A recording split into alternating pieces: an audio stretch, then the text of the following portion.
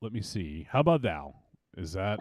Let's see if folks listening live can hear us now. There was a little button that I had to switch, and I think that might have done it. So we'll give it a sec and see if that did it. But yeah. So we had. I'll get to that in a sec about why shit's all over the place here. But we we did have to call an audible because Double D was originally supposed to be on, and you know, extenuating circumstances came up. Mother Nature fucked with where he is, and he wasn't able to make it. Okay, Marion says she can hear. Great, excellent. So Cool. that was the easiest fix I've done all week. Hit one button. So next week we'll have the Patreon takeover with Double D though. So apologize if anyone was excited about that, but you know what? Just build the hype, man. Build the hype, right, Raven Shadow? Oh, I'm waiting with anticipation.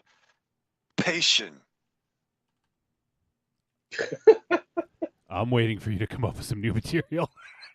It hurts so good. What is this? The Raven Horror Picture Show? Yeah. Yeah. Woo. Oh, wait, Johnny. Just you wait. What am I waiting for? Just wait for it. All right.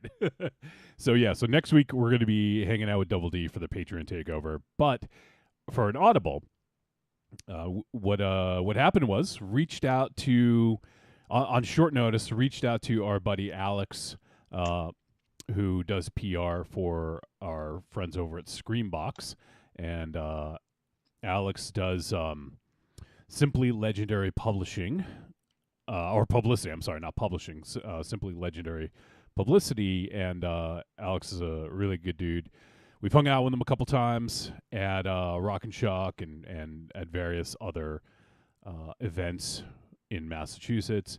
But anyways, pinged Alex. He had a recommendation, and he recommended a flick that just dropped on Screambox called Subject. Checked out the trailer, looked into it a little bit, and I was like, you know what? This seems like something that would be down our alley, something cool to discuss. And also in the spirit of having Double D kind of like move till next week, he's a big fan of found footage films. And this can kind of fit into that, I think, maybe. We'll get into that when we talk about it. But this could seemingly fit into the found footage subgenre, I think. So we will get into that movie in a little bit, but yeah. So it's streaming. It's I want to say it's screaming on Streambox, but it's streaming on Screambox. But yeah, you guys can check it out if you want. It is available, and Screambox has I think if you do it through Amazon, I don't know if there's other ways to do it, but they have a 99-cent sort of trial for the first month. So if you guys want to sign up for Screambox, they got some pretty good stuff on there. You just get 99 cents for the first month, and then after that, I want to say it's like $5 a month or something like that. Or you can do a trial. I think there's a free trial as well. So lots of options, but Screambox has some pretty good stuff on it. So give it a look. And then 99 cents each edition minute. Like it keeps going, right? Like the old the phone sex. Oh shit. MZ, do you I can't remember. Do you currently have Streambox? No. Okay, I know you looked at it. But I just might. I know I looked into it. Yeah. But I never pulled the trigger on it. I just might, after this little promotional piece that you just pulled on us. So okay, I might go ahead and do that. Cool. So for folks, because we had Angry Townsman's hanging out in the chat, and he says, anyone got any other Screambox movie recs? So maybe I'll take a look at it and see if I can pull up some other recommendations. I know I get PR emails and stuff like that from them, but I don't have much time to watch movies not for the show. So if it's something new, I wouldn't have seen it. But if it's something that's been out and about for a bit, maybe I can make a recommendation. But I'll check it out and see if there's anything I can do for a reco. All right. So the other thing I was kind of alluding to is, if you've been following along at home, There's been lots of tech issues. So I'm going to run down. I'm going to try and make this as succinct as I can. Oh So, boy. so let's say about 6 months ago, my graphics card was starting to die. The fan went on it. It was getting really hot. Like I knew I was going to need to replace that. So replace the graphics card. Awesome. Like things seem to be going pretty good. And then, so let me add this little detail. The graphics card I got was a lot more beefier than the one that I had previously. So it required more power. Yeah, boy. So Yeah. what I did was I used the PCIe cable that comes with my power supply, and it's daisy chain, so it's got two connectors, and I plug both connectors into the graphics card, which I've seen some people say you shouldn't do that. Some people say it's okay, but I think that's initially what caused the issue with my hard drive. So you guys remember I had a hard drive issue where I completely lost the hard drive, and I think what do we have to do? We didn't stream live one show, right? That was it. I think that was it. Oh yes. So yes, that was a while back. Yeah, so that was like maybe 5 months ago or something. Yep. So yep.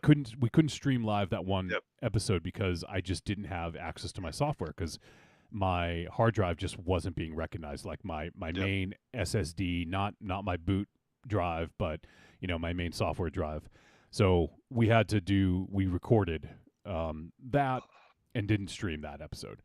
So turns out I thought the drive failed. Turns out the drive didn't fail. Now I know it was a power issue. So because I was using more power from my graphics card than I was previously, it was causing other things to sort of like have issues. So I then got another SSD. I think it's a NMIe. It's one you basically attach to the motherboard. It's not, you don't hook it up via cable or anything. You just attach it right to the motherboard, and super fast, 2 terabytes, like awesome. Like it works super well. And then I found out that the other hard drive didn't fail because I hooked it up to another computer and it was working fine. So I didn't lose that hard drive, but I was perplexed as to what happened. Then from there, I got, I know this is probably boring everyone, but I got a RAM upgrade. Someone I knew was selling RAM, so I wanted to double my RAM. Rave Shadow loves doubling his RAM. Yeah, boy. Double that RAM, son. Ram Man. Ram Man. I'll be He-Man and you be Ram Man. I feel like a Ram Man after, yeah. So anyways, tried to do that, and then I was having issues with that. It wasn't working. So I updated my BIOS, and then what? Don't be biased about it. My BIOS or bias, I think some people call it. It's BIOS, BIOS. Oh, the great actor Joe Bios. Or the great director Joe Bios. That's true. I met him. Bigos. So from there, the next thing was I updated my BIOS, and I think what happened was there was a new option in the new update of the BIOS that wasn't there previously, and that was the thing that was fucking me.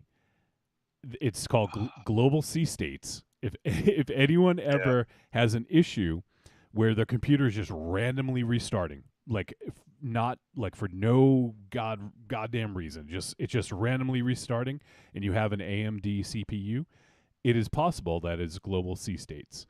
And so you have to go into the BIOS, and then you have to just turn it off, disable it, because it's on auto by default. And what happens is, I've learned so much about this. What happened is it sort of turns off your CPU. I have an 8-core CPU. Rave Chat, don't worry about it. It's not actual Apple cores. So it's got 8 cores in there and a little tiny CPU chip, Raven Shadow. It's got 8 cores, all right? You got it? You with me? Yeah, well, apples. So apparently, I mean, this is what I learned. I'd never heard about global sea states prior to this, but when it's on, what happens is it's a power saving thing. So when you're not using the full, breadth of your computer, it powers some of the cores down on the CPU, so they're not using energy. But the thing is, when you need it, when you need that extra, the extra cores to power on, it goes to 11. well, no, it wasn't going to 11. It wasn't turning on fast enough. Oh. So because I don't know if it's maybe my CPU is too slow, or I don't know, like it's a few years old at this point. But so what happened was the cores weren't turning back on like properly, and it would cause a failure and it would crash because it couldn't do the thing it needed to do. And it never gives you, like, the only thing is it looks like it's a power issue. That's why I replaced the power supply last week, which wasn't it. And then I reinstall Windows because I'm like, this has got to do it. Like, this is the thing. I'm going to reinstall Windows. And of course, there was a bunch of settings I forgot to bring over. So I had to fucking redo everything on the studio computer, reinstall all the software, hook up. You guys don't understand, but I use a program called Radio DJ to play all the sound bits and all the music. I had to create a new fucking database for that, which I haven't done in 6 years, and that took me 2 hours to read up on. And then I had to pull in all the audio clips. Again, like all brand new. I have to create all those fucking playlists that I use. And all this for one little fucking setting on the BIOS that says disable. I literally spent, I'm going to guess, 60 hours of my fucking life trying to figure this out, replacing shit. It was a fucking nightmare. There's a lot to unpack, everything you just said. I'm gonna. There's gonna be a test on it, Raven Shadow. Because you're like fucking Mr. Terrific right now. Like so much of what you just said gave me an anxiety attack, but I'm also kind of hard. Like it's weird. I don't understand it. You're kind of hard, huh? I am a little bit of movement. If that happened to me, you would have blocked me on every access. You'd block me on Messenger. I would Wolfie, and then I'd be trying to call Tom Smythe out in Nevada, and he'd block me. And I couldn't call Double D because he'd be underwater in fucking Dominican right now. I think he's doing well. So I am so stressed, but you were like a fucking CPU warrior, dude. You were in there. Like Flint and Roadblock with I've those learned fucking so giant much. vines. I knew a pretty good amount about computers beforehand, but I know so much more now. You have all the Infinity Gems. Yeah, I wish. I essentially took my computer apart when I put it, installed a new power supply, because you have to take all the components, like all the cords off the components and all that. So, it was certainly educational. Let's say that. Let's keep it at that. Angry Townsman asks, was RAM same type and speed as existing?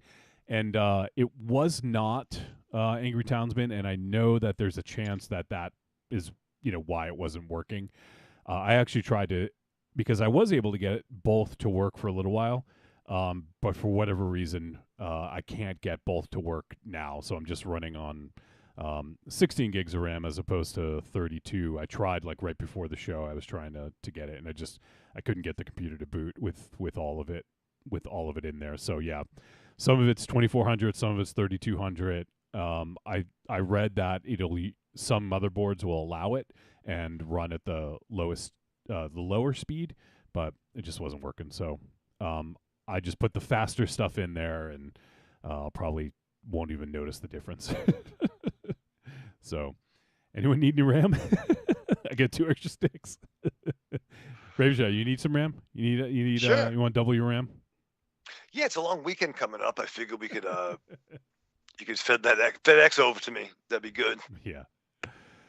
All right, so enough of that boring ass shit, huh? All this hell between Mother Nature and motherboards. Yeah. Motherfucker. Mother Nature, motherboards, motherfucker. Is that the Mother trilogy? The 3 mothers. Yeah. The 3 mothers. Yeah, let Dario work on that for a while. Yeah. Shit. That's gonna be our new trilogy. Yeah, mother nature, motherboard, motherfucker. It's the triple goddess. Uh, Oh shit. So That's fucking funny, right? Let's see. Angry Townsman is doing some IT support here. It says maybe BIOS settings to force all to lower speed and work. Yeah, I tried a couple things there, Angry. Yeah. I didn't have enough time before the show, and I didn't want to continue to fuck with it too much because I just got the machine up and running. Well, we record Force and Sensitive last night, and I had to tweak some settings on audio and stuff like that, but I got all the audio going. And today with video, it's a whole new world because there's so many different settings for video too. So, all right, enough boring shit. Let's get to some depressing shit because fuck yeah, we got to do a coffin corner because bro, we lost two fucking geniuses of the wrestling world this week. One of them literally hours ago. But first, let's talk about Terry Funk. So the Funker, 79 years old, passed away. I think it was 2 days ago now, and I mean, Terry Funk won't come as much of a surprise as the next person, but he was a fucking legend. I mean, like, dude, like, he was like a superhero in Japan when he would go over there, and over here he wrestled all over the fucking place. He was Chainsaw Charlie with Cactus Jack. Go ahead, Jonathan. Well, that's the thing. I mean, like, when I hooked up with you guys, it was a later. We connected. We joined forces. Our paths crossed. When we crossed the streams, like, I didn't watch a lot of the AWA stuff, so I didn't see a lot of Flair, Sting, or Dusty growing up. It was always WWF in those days. Yeah, more for me too. I did watch some of that old stuff. Like I'd watch, I can't remember the name of it now, which one it was, but it was the one with the Von Erichs. Stampede? No, it wasn't Stampede. It was World Class. World Class. World Yeah, Class. World Class. WCCW, was it? World Class Championship Wrestling? Yep. Yeah. Insane, but I always knew of the name, and it wasn't really until probably, for lack of a better, ICP Stranglemania, with him and Mick as leather balls. Leather balls. Look at this fucking guy, Guido. Lamanami.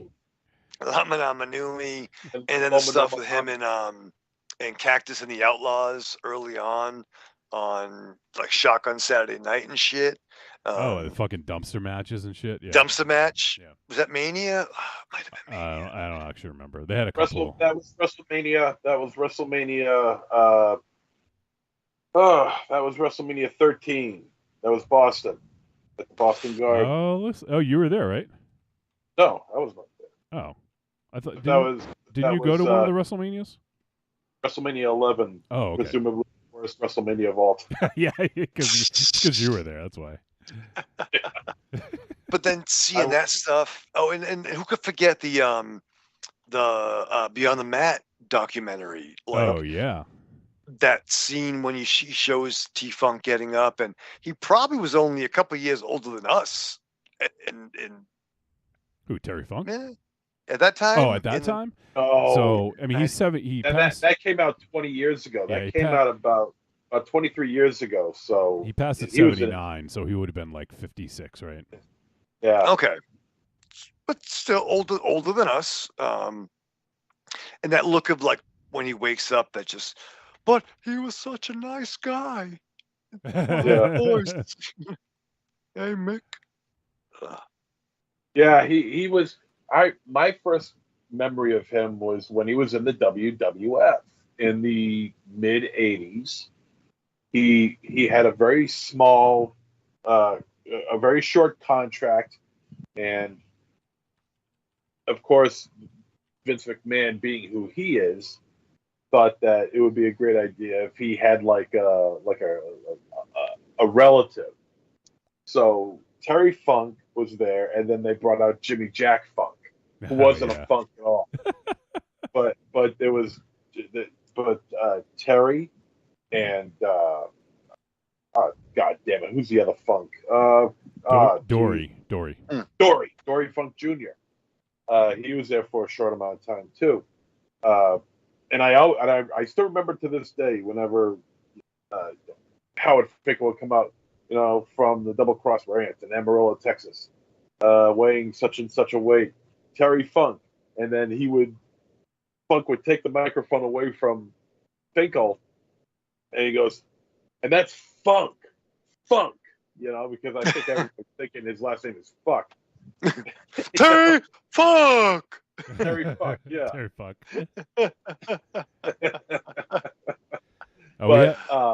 I think I know who this is. Sorry to interrupt, MZ. In the chat room, we have someone who I think is our good pal tuning in. He said Funk had an incredible life and career. And Evil Corny pops in, says, "Hey guys, what's up, Corny?" Corny. So yeah, it's yeah. Go ahead, MZ. Sorry, you were saying. Yeah, I was just gonna say that I think he lived longer than he had any right to, because this guy was in complete and constant pain for years and years and years. And when he did the moonsault at barely ECW's legal. First pay-per-view, Yeah, barely legal. It was what was it? It was against Stevie Richards and Sandman, was it? Or was it? It wasn't Tommy. I don't think it was Tommy Dreamer. Raven? Yeah. I think it was Raven. What about me? He'd be pissed if he knew we forgot about him. Raven. I think it was Raven, Sandman. Although I can't imagine not being them. Stevie Richards was in it. I remember that. Well, he was with he was with Raven at the time. Oh, okay. He was just flunky. You're right. Yeah, of course. I just pulled up the card here. Let me just take a look. It was oh, I see. Okay, so it was Terry Funk defeated the Sandman and Stevie Richards, and then Raven came out, and then Terry Funk defeats Raven. Okay. So that's what it was. The three-way dance between Terry Funk, Sandman, and Stevie Richards was to determine the number one contender, and then that person went on to immediately face Raven. Yeah, and when he did that moonsault, I mean, the guy was quote-unquote middle-aged and crazy. He was 54 years old at the time, and he's doing fucking moonsaults onto chairs, Yeah. I'm going to do a double flip. I actually listened to that double flip promo. I forget what pay-per-view it was. It doesn't hold up anymore because he's like, "Oh, give me that microphone or I'm going to beat you like I beat my daughters." Yeah. And he says, or like talking about that holds up. Or like I beat my wife. Jesus Christ. It was bad. It was bad. Like I beat my daughters, my wife, and my dog. Oh, God. But by all accounts, he was a very soft-spoken, nice guy. Yeah. And just talks about beating his wife and children, his dog. Yeah. No big deal. Come on. He's the next Dr. D. David Schultz. Christ. But he was a very nice guy from what people have said. He would apologize to his daughter afterwards. I'm just playing, baby. How did you become Emo Phillips? I'm sorry I gave you that black eye. Daddy's really not going to beat you. Yeah, Terry Phillips. Oh. Emo Funk. Funk. Oh my God, that's the best name, dude. Raven Chow. That's your next tattoo. Emo Funk. Oh, it is. Emo Funk. Yeah, right here, like fucking Rico's Roughnecks. I'm gonna fucking do that, dude. But he was Call me tough, Mr. Deathmatch. He was tough, man. He was a tough son of a bitch. He really was. Oh yeah. Our pal says Funk and Dreamer as a tag team was peak ECW era. Oh shit. Yeah, that shit was good. And he says Dr. D. David Schultz had the ultimate cancel moments. Oh boy, yeah. Yeah. Tougher than a $3 steak. Oh man, Dr. D. David Schultz. I remember Dr. D. David Schultz. Not to get too far away from this, but I remember when who was I want to say it was I want to say it was Isaac Hayes. I meant Isaac Yankum. Lord Alfred Hayes. Oh, Isaac Hayes. Macho balls. Oh, bad motherfucker, Dr. D. Hello, children. Where Lord Alfred Hayes went to go visit his house, and he's like, he went to go visit his house, and they brought the cameras in, and he's, just the day in the life of Dr. D. David Schultz. And he was like getting angry with his kids and getting ready. He had a backhand on him like this, getting ready to smack the hell out of his kids right there in front of the camera. And he's just doing a lot of threatening, but he's not doing anything. And then the wife comes out and says, "All right, we're gonna come on, Alfred, we're gonna have something to eat. What are we having today, darling?" And I just reheated some leftover chicken from last night. And that fucking set him off. He starts bringing out, I think he starts bringing out his guns and he's got a fist ready to punch his wife right in the face. What a great eulogy for a fallen legend. Who's next, Johnny?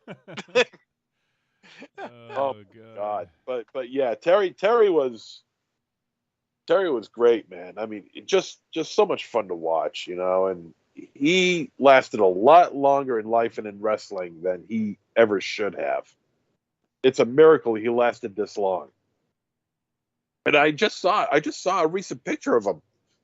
I think it was with Mick Foley. Just I think it was just last week I saw a picture with him. Brand new picture, just taken and everything. But yeah, it's a shame. But you know what? The fact that the guy lived almost to be 80 is quite an achievement in and of itself. Yeah, it's so. I mean, clearly. I mean, the dude retired like 10 different times. Like that was like the running joke is like when someone retires, it's like, oh, like Terry Funk retirement or actual retirement.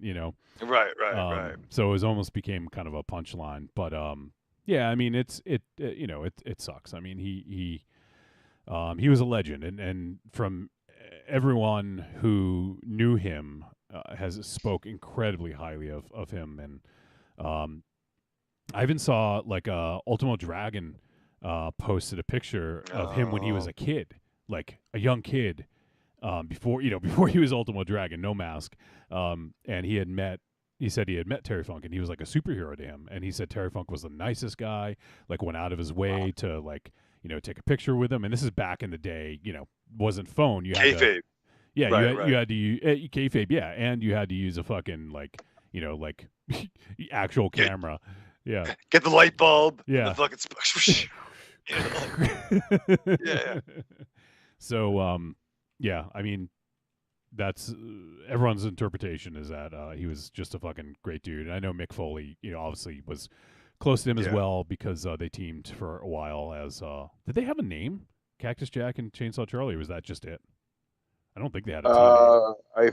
I think that was it. Yeah. But they were better known, but they were better for their matches. Right. Never mind yeah. they're teaming up. Their matches were epic. Oh yeah.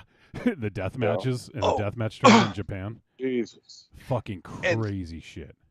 And so much of that was so influential in getting me back into watching wrestling. Like, what the fuck is this? Like, and it was influential. It basically, I mean, yes, they had death matches in Japan previously, but like those two, essentially, I would say, were solely responsible for bringing death matches to America. Oh, sure, for sure, for better or worse. Yes, and everything that Mick did. I mean, like, it's a different conversation, but it's arguably Mick's status in what he brought from being inspired by guys like the Funker. You know what I mean? Like, you wouldn't have one without the other. Yeah. And one thing, like, right? I know people who don't like wrestling are probably like, come on, get over Sorry. it. Yeah. But one other thing is that Eddie Kingston, who's in AEW now, like he thinks Terry Funk's the greatest wrestler of all time, and I guess it's funny. There's a story. Bryan Danielson was on TV, and Eddie was like nursing an injury at home, and Tony Schiavone said, Bryan Danielson, the greatest wrestler of all time. He said it on the air, and I guess Eddie Kingston texted Tony Schiavone while he was on air. He said, "You motherfucker, it's Terry Funk." So he was like fucking blowing up his text during the live show, telling him it's not Danielson, it's Terry Funk, you motherfucker. Holy shit. So I just thought that was kind of funny, but and just to stay on wrestling for just another few minutes, probably not quite as many stories, but the world also lost, I would say, a horror icon as well, not just a wrestler, but a horror icon, and Wyndham Rotunda, also otherwise known as Bray Wyatt from WWE. And that one came out of nowhere. I saw it just a couple hours ago, and I was trying to work on the fucking computer, and I was like, no fucking way. That can't be. Like, it just can't be real. And then sure enough, like looking around, and, I guess Triple H tweeted it out, and like other people, and man, dude is fucking 36. And it's fucking crazy. He barely scratched the surface. Like he could have been an Undertaker style character who lasted for 20, 30 years. Wow. But WWE also fucked him up too. So don't, we're not going to sugarcoat it. They completely fucked him up. And they even fucking like released him like 2 years ago or something. Right? He was gone for a year. And then when Triple H was in charge, when Vince was out, he brought him back, and they were doing some cool stuff with him. And then apparently in March, because they were supposed to do a match at WrestleMania, but he just all of a sudden was pulled from TV, and people thought that he was released again. But they were just keeping it quiet because there was a medical issue. But apparently he had a life-threatening illness. I don't know what it was, but apparently he made it through, and there were rumors starting to build about him coming back soon. And then this, so yeah. Right here, I'm just gonna make a guess and say that that's our buddy Anthony, because I don't think anyone else. But Anthony, well, he said that's the one. MZ talking about Dr. D, David Schultz. That story. He said that's the one. And then he said, legit, the collaborations with Savini and Jason Parker brought the Wyatt character to another level. Yeah, because he did team up with Tom Savini and get the masks and stuff. Yeah. And it's funny, like pre-pandemic, when I still had cable and I worked the second job at night at the shop, I'd come home right when I think SmackDown was on Wednesdays in those days. Yeah. Or maybe it was Monday. It was during Raw. It was Raw. I'm sorry. It was Raw. It was Monday nights. And I would usually typically come home right and I'd throw the TV on, and it'd be the Bray Wyatt Funhouse segment. Firefly Funhouse, yeah. Firefly Funhouse, which was like terrifying. And it's funny, like, he really could have been a Taker for the next, like a Texas Chainsaw Taker, like it could have been like that next level. And it's a shame. Too bad, man. Yeah. Oh, Anthony just posted something here. So this is from Sean Ross Sapp of Fightful, who is like the guy who gets all the wrestling scoops these days. Yeah. And so he says in the tweet, he says, I was given permission to reveal that earlier this year, Wyndham Rotunda, a.k.a. Bray Wyatt, got COVID that exacerbated a heart issue. There was a lot of positive progress towards a return and his recovery. Unfortunately, today he suffered a heart attack and passed. Jesus Christ. So heart issues related to COVID. Yeah. Like. Oh, wow. Because he had COVID pretty bad, apparently. And so he probably got, was it like arrhythmia something or other? I remember it was, Eduardo Rodriguez, who used to be on the Red Sox, MZ, the pitcher. He missed the whole a whole season because he had some complications due to COVID with like his heart. So he had to miss a whole season. But yeah, I wonder if it's something along those lines. That's fucked, man. Fucked. God fucking damn it. Yeah, it's a shame. I mean, the dude was so creative, and he never got the opportunity to show off what he could truly do. And that's all. The main reason is because he was taken too soon, but the other reason is just that WWE never gave him the platform. Never fully gave him the platform. They didn't give him the keys to the castle. They just kept dangling him, and yeah, it sucks. Oh shit. Yeah, Anthony says same as I got, AFib. Oh, yeah. Fuck, Yeah. That sucks. Shit. Well, yeah, it's really sad. And I honestly, like, from what I understand, I think he was working on a horror movie while he was like released from WWE. And I don't know if that's something that ever like materialized, if it got filmed or anything like that, but I know he was filming some stuff with his buddy. So it would be cool if there was something out there, that could get released. But yeah, that's a real shame, man. Him and like crazy, him and fucking Brody Lee used to be in the fucking Wyatt family. Wow. Brody had I mean, it's Heart not this. problem. Yeah, not this. I don't know if it's the same thing, but like, yeah, crazy. Like he was taken a couple years ago. So, man. Now there's only one left, right? The red haired Eric Rowan, yeah. Eric Rowan, yeah. Wow. So, all right, well, let's not dwell too much on that. It's sad shit. And apologize to anyone who's not a wrestling fan, but I mean, it's stuff that's near and dear to us, and people like Bray Wyatt was someone who did dabble in horror quite a bit. If you ever saw The Fiend or even just Bray Wyatt, he was like shit. What was the character from Cape Fear? Like, yeah. Yeah. Like, yeah, he kind of Max Cady.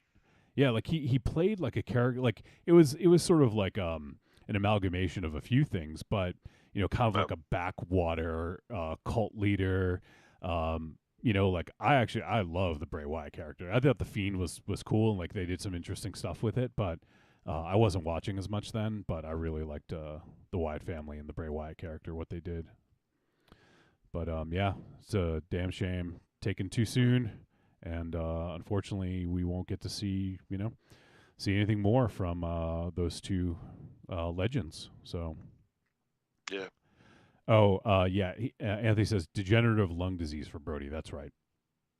Yeah. So it wasn't hard. Jesus Christ. Oh, it wasn't fucking hard. Well, Eric Rowan was shitting in his pants by now. Jesus Christ. He's the last one. We could tell some jokes about Funker, but I don't know if there's anything we can say about Bray that would. There's any levity to be had. No, he's the Todd Bridges of the group that's left. So. Jesus Christ! Oh my God, the Todd Bridges. Well, Raven Shadow is agreeing with me. He's like, well, he's not wrong. Yeah, he's not wrong. it could be worse, right? I mean, like, fuck. All right, I'm gonna take just a minute or two to talk about this real quick. This is more fun and significantly more nerdy. But I just want, and if people want to hear me talk about this in greater detail, we just recorded a 3-hour, 20-minute podcast last night talking about Ahsoka. Jesus Christ. So if you guys want to hear myself and some other jamokes talk about Star Wars for a few hours, you can check out Force Insensitive. But first 2 episodes of Ahsoka dropped, and I really dig it. You have any interest in watching it, Raven Shadow? No, I do. I gotta finish Mandalorian, dude. Do I need to finish Mandalorian before I watch this one? Well, where were you on Mandalorian? Episode 1. I'm sorry, of season 3, right? Of season 3. Yeah. Well, I I can only speak to the first 2 episodes because that's the only thing they released for Ahsoka, and there's nothing that crosses over with season 3 of Mandalorian. Season 2, that's when you meet Ahsoka in live action, and then you also see her in the Book of Boba Fett. So I would say you want to finish, if you haven't. Okay, so Mandalorian season 2, Book of Boba Fett, and it might not be a bad idea to look up on YouTube. My favorite one is Screen Crush. It's a great channel on YouTube. They do a lot of like Easter egg and videos and like reviews and stuff like that, and like some crazy theories about a bunch of like the nerdy shows. But they did a great one about Ahsoka. I think it's 129 hours or something like that. 129 hours in 32 minutes or something like that.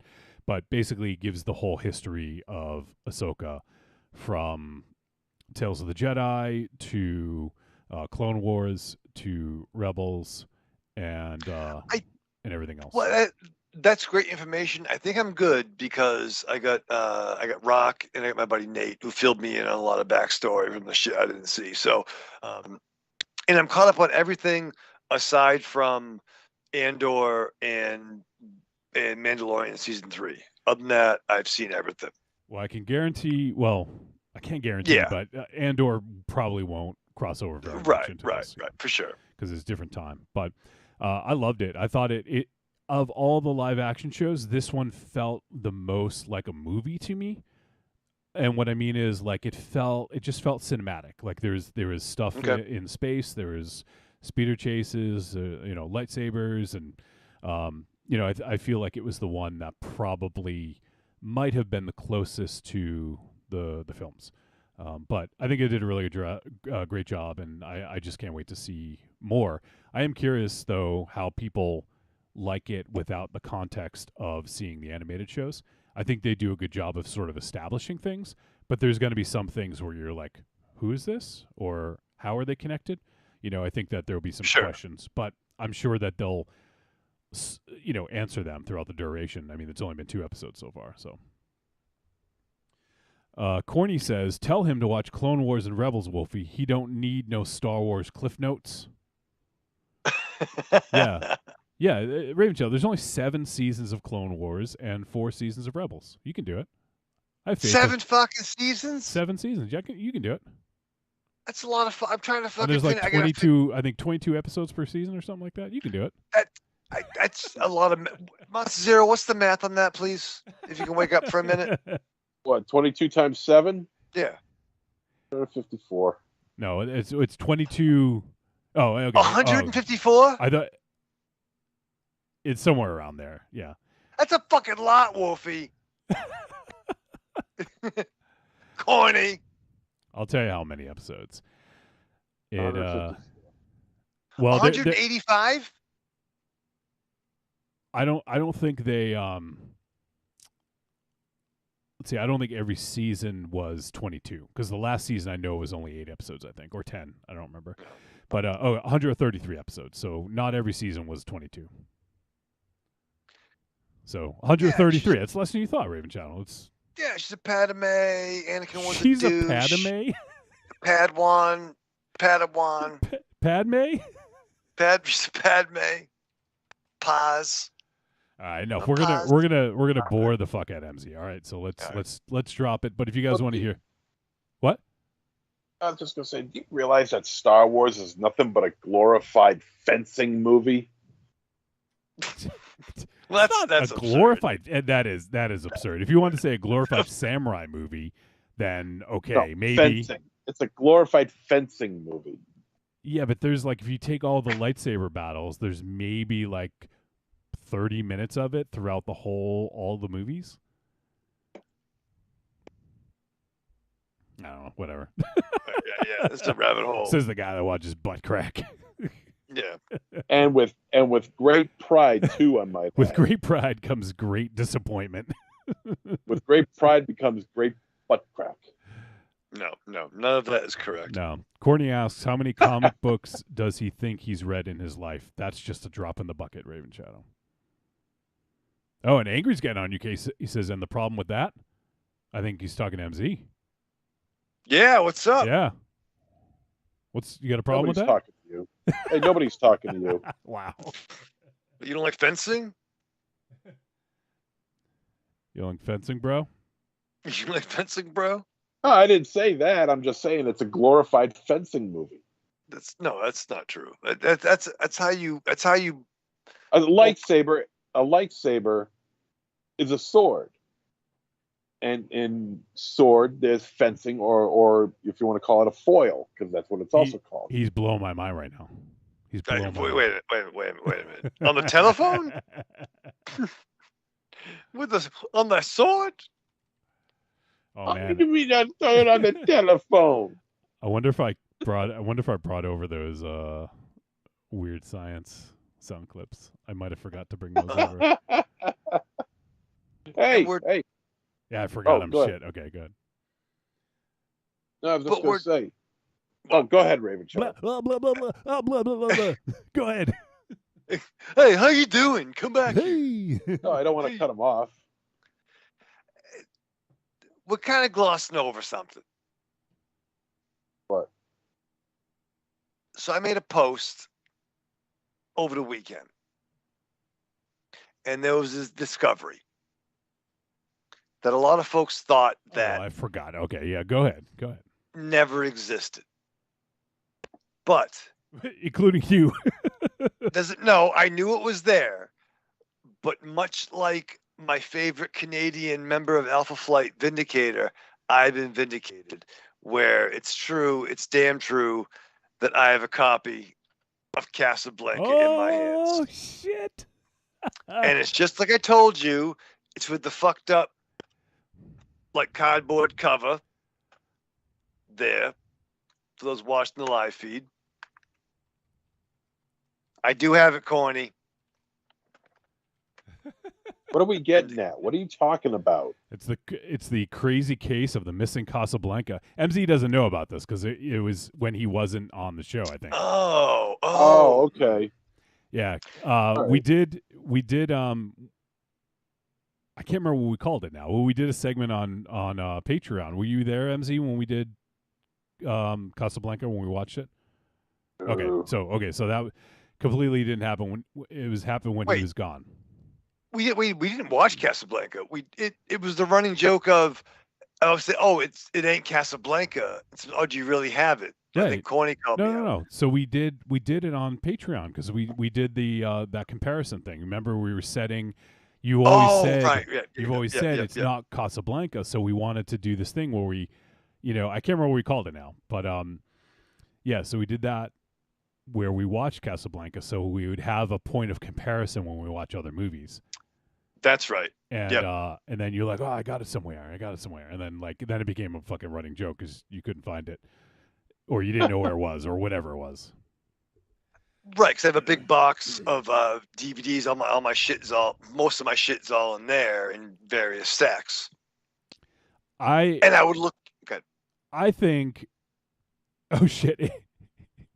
Wait, I'll hold off and read the comments in a sec. But I think you probably went to the package store and they had some like clearance DVDs, and that was it, and you bought it for like $2.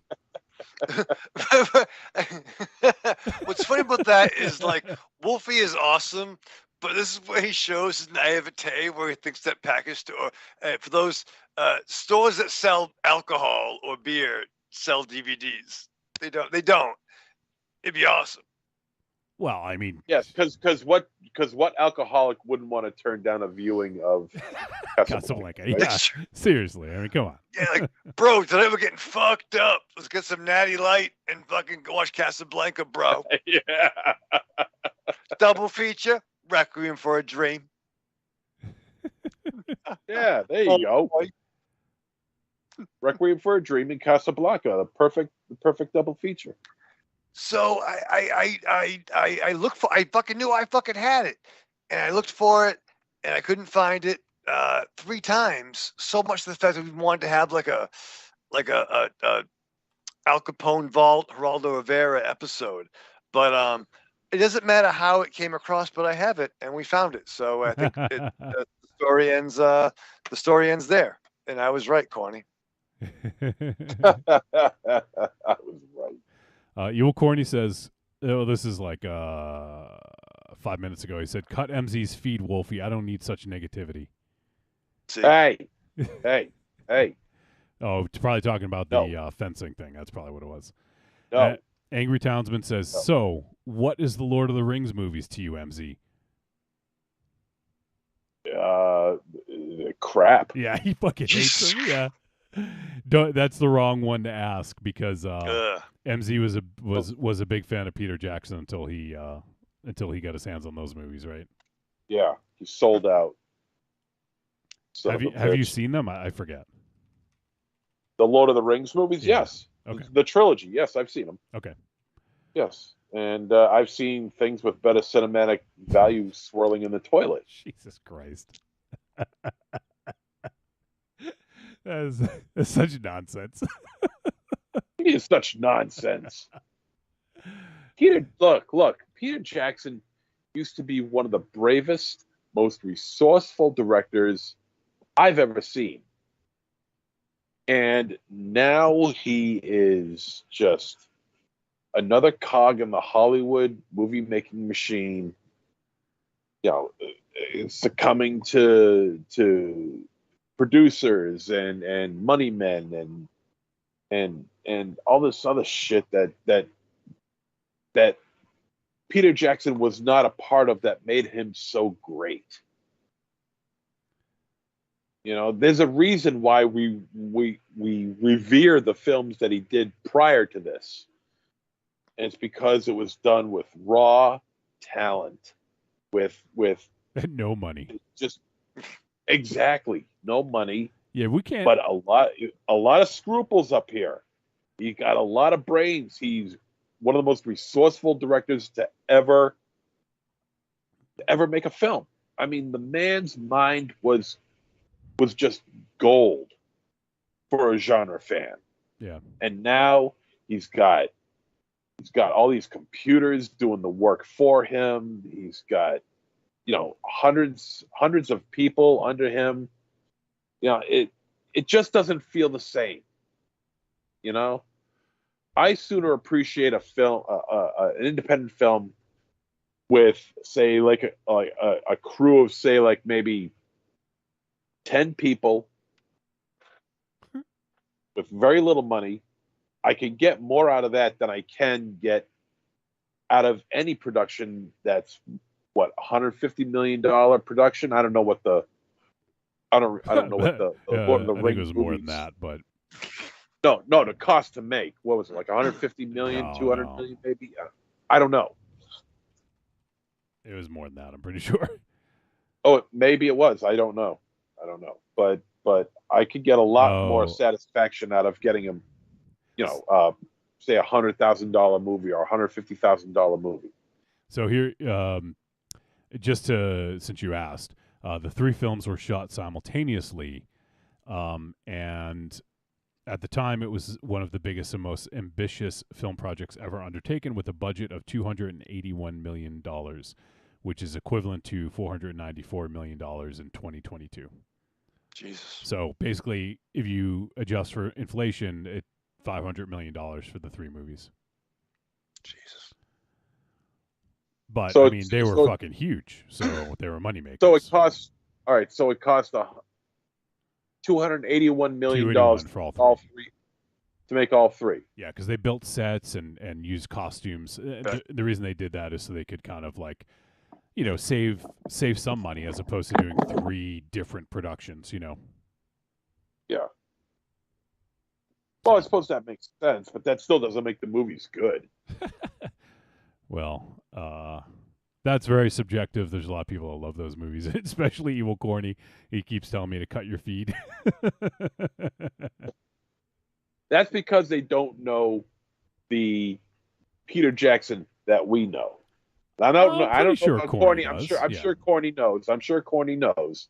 But I'm sure that there are plenty of people out there at the time when these films were being released know very little about his prior output. Yeah, I'm looking to see. I don't know if he's doing anything coming up. Let's see. Last I knew, he was supposed to be. Last I knew, he was working on the Gru trilogy, which was Bad Taste, Meet the Feebles, and yeah, well, and Dead Alive, which was like 6 or 7 years ago. Yeah, it's been a while. You know, he the only thing he has in development, it looks like, is the Untitled Adventures of Tintin sequel.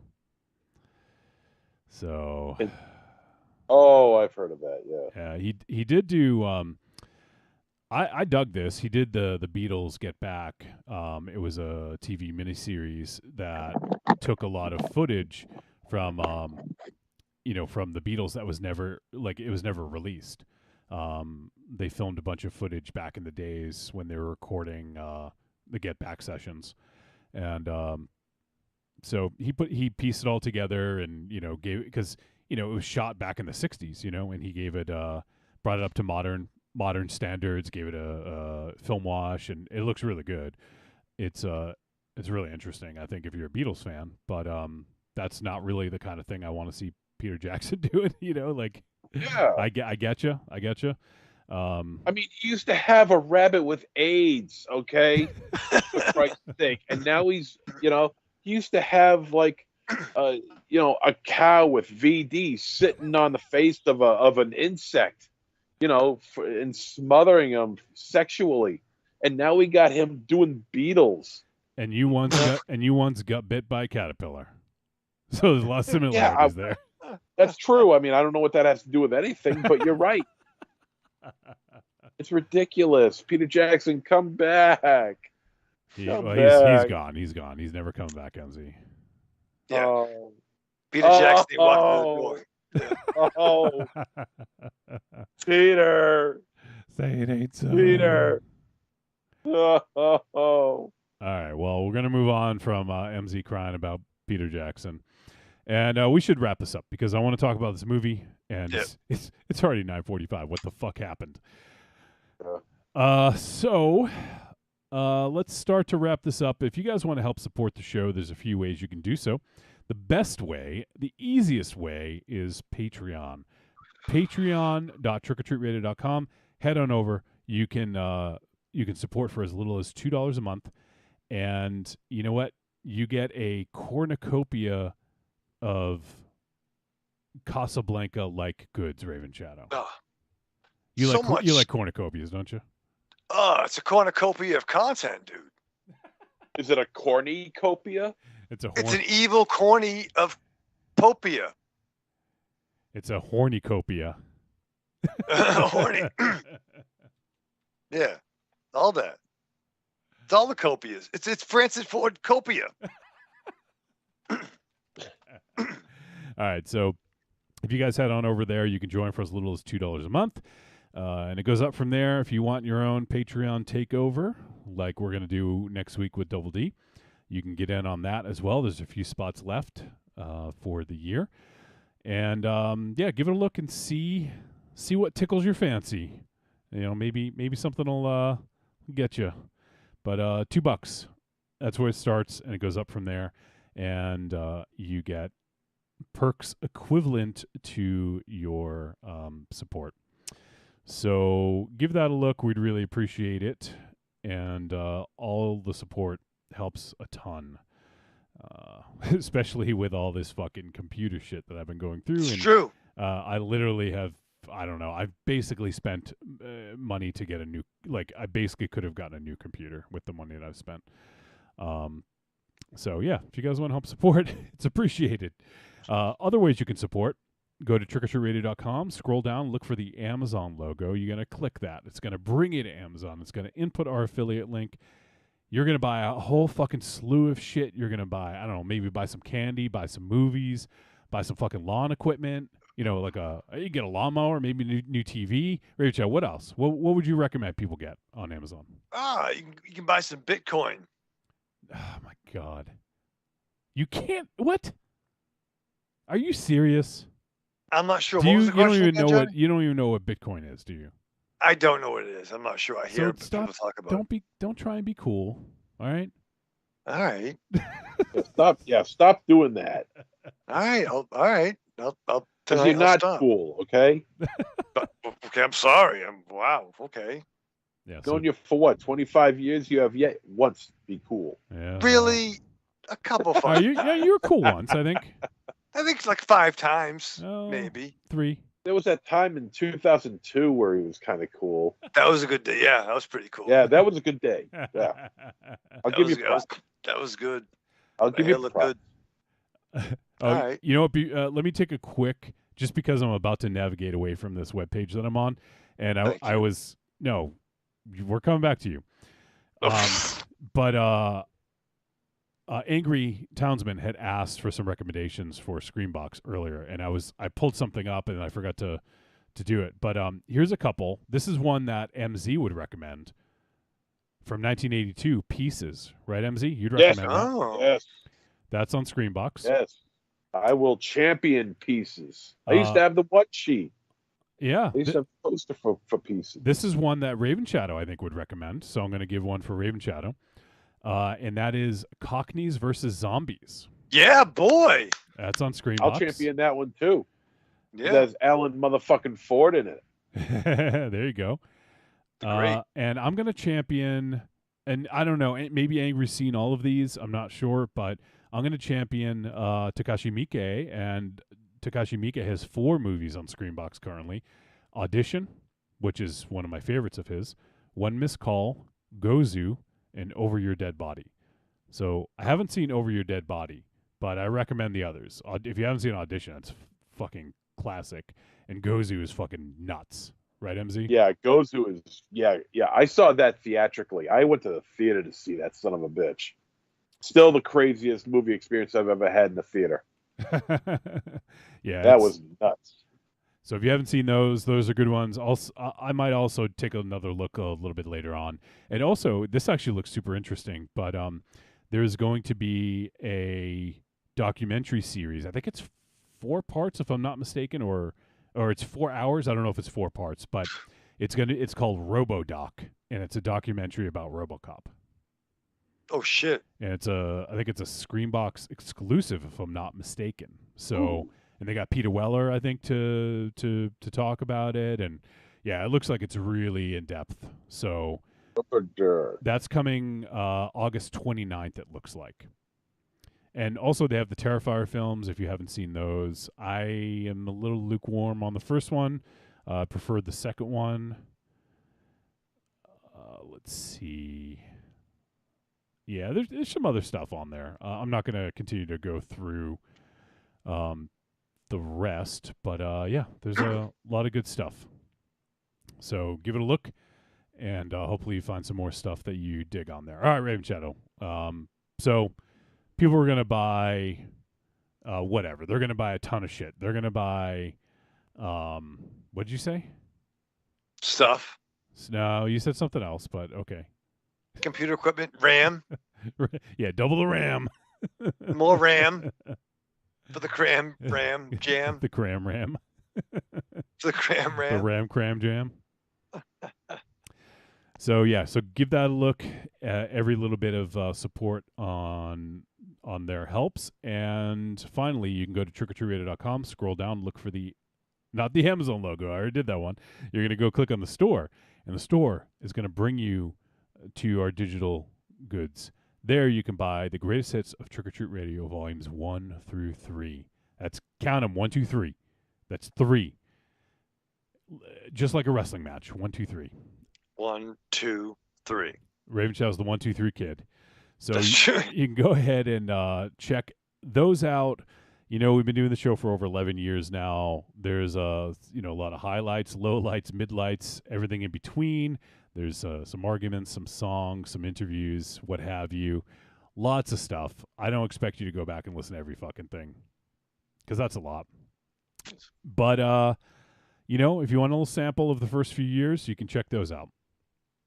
All right, Muggle Raven Shadow. I know you were prepared to watch 2 movies this week, because we were going to do a Patreon takeover. How in the world do you go from watching 2 90-minute movies to watching one 77-minute movie? How do you, what did you do to prepare for this? it wasn't easy, Johnny, because I had to change my focus. But before I could even do that, I had I'm going to go into business for myself. I had a little anniversary over the weekends, right?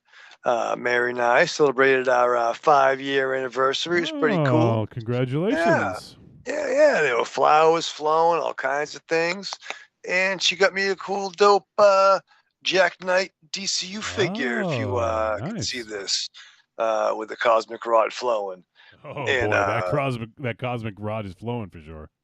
And when I got the cosmic rod and I fucking turn the light on, I better strap on. Show that celebrates all the things that made growing up awesome. He's right. We wax philosophic about lots of geeky crap like old video games and movies, toys, cartoons. I don't know, help me out here. Music, Pants. quoting video games that don't have dialogues, Shabibans. tasty news, Unnecessarily long Japanese onomatopoeia. Butt breathers. uncomfortable nature facts. Or how to install a thermoflange. And unlike all those other podcasts, we at Retro Red Octopus have an exciting rotating host schedule. Do we? We sure do. So, if you didn't like the guy flapping his gums this week, Like me. worry not, gentle listener.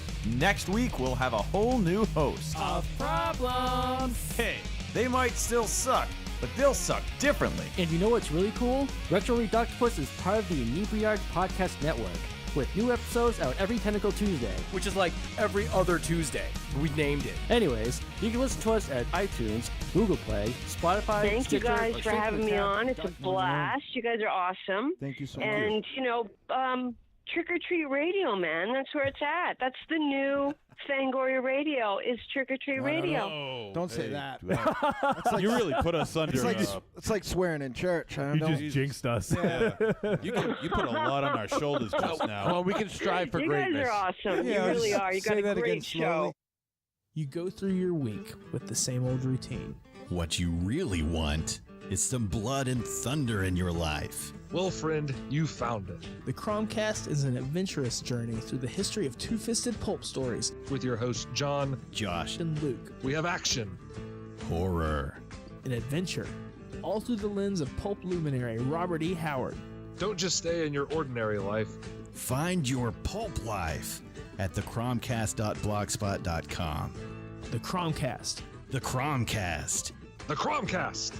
a podcast for the barbarian at heart.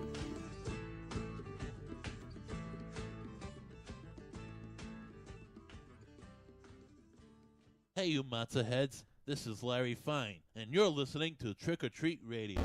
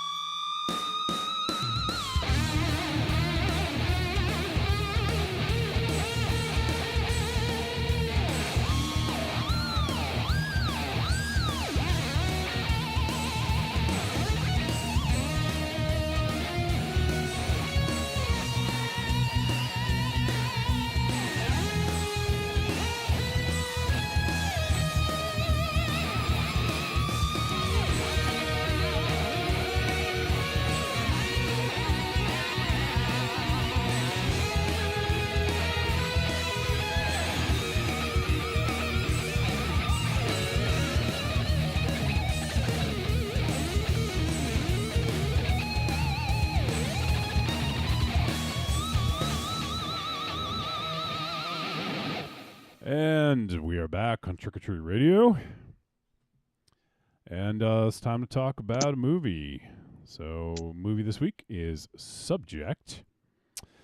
And so, as I mentioned earlier, this is a bit of an audible because we were supposed to do Patreon Takeover, but due to unforeseen weather events, we had to call an audible. And based on the recommendation of our buddy Alex, who's doing PR for Screambox, he had recommended that we tackle Subject. So Subject is from 2023. As I mentioned, it just got a release on Screambox. So if you guys want to go ahead and check it out, you can watch it there. It is a 77-minute feature and horror sci-fi, and is directed by Tristan Barr and written by Vincent Beffy, or B-E-F-I, Beffy? The Vampire Slayer. Beffy the Vampire Slayer, yes. And the film, let's see, the film stars Tristan Barr, Nathan Barrow, Matthew Connell, David Gim, Mark Kim, and Stephen Phillips as Willem, and Cecilia Lowe as Carrie. Let's see, the synopsis for this one. On his way to prison, a man gets intercepted by a secretive government agency who task him to monitor a secret experiment in exchange for commuting his sentence. So, Subject is certainly a low budget, sort of, I guess we'd call it low budget indie picture. And you can see, I think for what we get, I think the budget goes a pretty decent, goes a good way. Let me see if I can get some other details. Let me see here if I can pull up. What is the budget? That's what I'm looking for, actually. Oh, okay. Yep.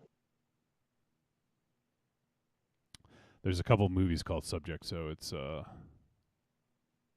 difficult to find. I'll continue to look it up. But and Wolfie, did I miss it? Was this an Australian picture? So I believe the director is Australian, and I think it was shot there. So, Okay. yeah, country of origin is Australia. So yes, it is. So look at you doing some research. See, so check out Subject Australia. The Melbourne cut. Melbourne cut.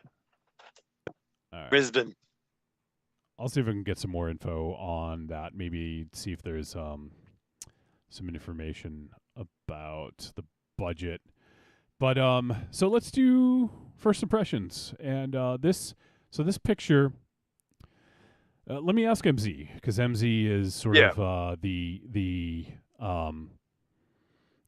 go-to on horror and found footage. Would you consider this a found footage film, MZ? No. Okay. Now, would you tell people that includes elements, like found footage elements?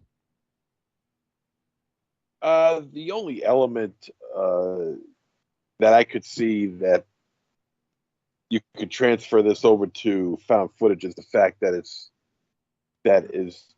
shot on video recorders. Right. With that's really cameras. Yeah. Right, and that's really the only connection between the two. There's nothing legit found footage about it. It has the look of found footage, but it's not a legit found footage. Because you got to think about what that means. You could say found footage, but if you were to attach that to this movie, then the point of what found footage means loses its meaning. There's nothing, there's footage, yes, but is it found? No. In order for it to be found, it would have to be lost. And if it's not lost, it doesn't have to be found. It's just. If you ain't first, you're last. That's right. Ricky Bobby taught you well, my friend.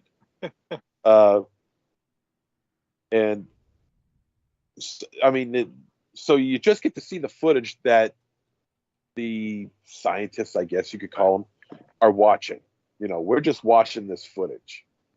But it's not found footage. It's just because it's happening as it's going along. We're going along the ride. This isn't an this isn't what's the term I'm looking for? It's not. Oh, damn it. It's not. It's not. We're not looking at the past, at what happened in the past. We're looking at the present. So no, I wouldn't consider this a found footage film at all. Yeah, and it really depends on how loose your definition of found footage is, because technically, is this found? The definition is of found footage. No, not really. And this is sort of it's not like Blair Witch is like the ultimate found footage of Right. our era, where they clearly were filming it and then the tape was later recovered and and all that. Where this, I guess potentially maybe the footage was recovered and then put together, but we don't get that. We don't get that. Like that's not part of the story that we're watching unfold. We're just watching the story unfold of Willem, and sort of like this situation he's thrust into. Yeah, I mean, I don't agree that this is like found footage, like shoplifter.com is found footage. And for the few of the boys in the back that get the reference, that's good too. But no, I mean, it's more of an experiment. I think the viewer is in on the experiment, and now there's some footage that's played as the movie progresses that could be recorded. But is some of that a memory? Is some of that through a hazy shade of winter? I'm not sure, from the main character. But no, I think it's in the spirit of, but it's using video recording as the narrative, as the storyteller driver, and not the conceit. Is that smart? Was that right? Well, I mean, whether it's smart or not, that's up to everyone else. But no, I think it's concise. How about that? All right, there you go. So there you go. Let's do some first impressions. So low budget, 77-minute movie, mostly shot in one location, one room almost. Sure. Like, so, and this is. I think it's it's sort of an interesting way of telling this story, and we won't spoil anything. So just for folks out there who may be on the fence about listening to it, we won't give anything away, because there is some stuff I think that is better left kept close to the vest as the movie sort of advances. But MZ, how about you? What? Obviously we didn't have much fanfare around this because usually I announce the films a week ahead of time and, kind of find out about them. But, like I said, since we called an audible this week, we didn't have much time to kind of prepare for this one. So I don't know if you had any expectations going in, but what were you left with after watching the movie? Well, no, I never heard of this movie before. I didn't know it was coming out. So I was completely blindsided by the fact that we were going to be seeing this. So I knew nothing about it going in. Just give my first impression. My first impression of this one. No, I'm just trying to think how to, put it into words. To be perfectly honest with you, I'm still on the fence about it. Yeah. After watching it, I feel like, it's got an interesting story. It does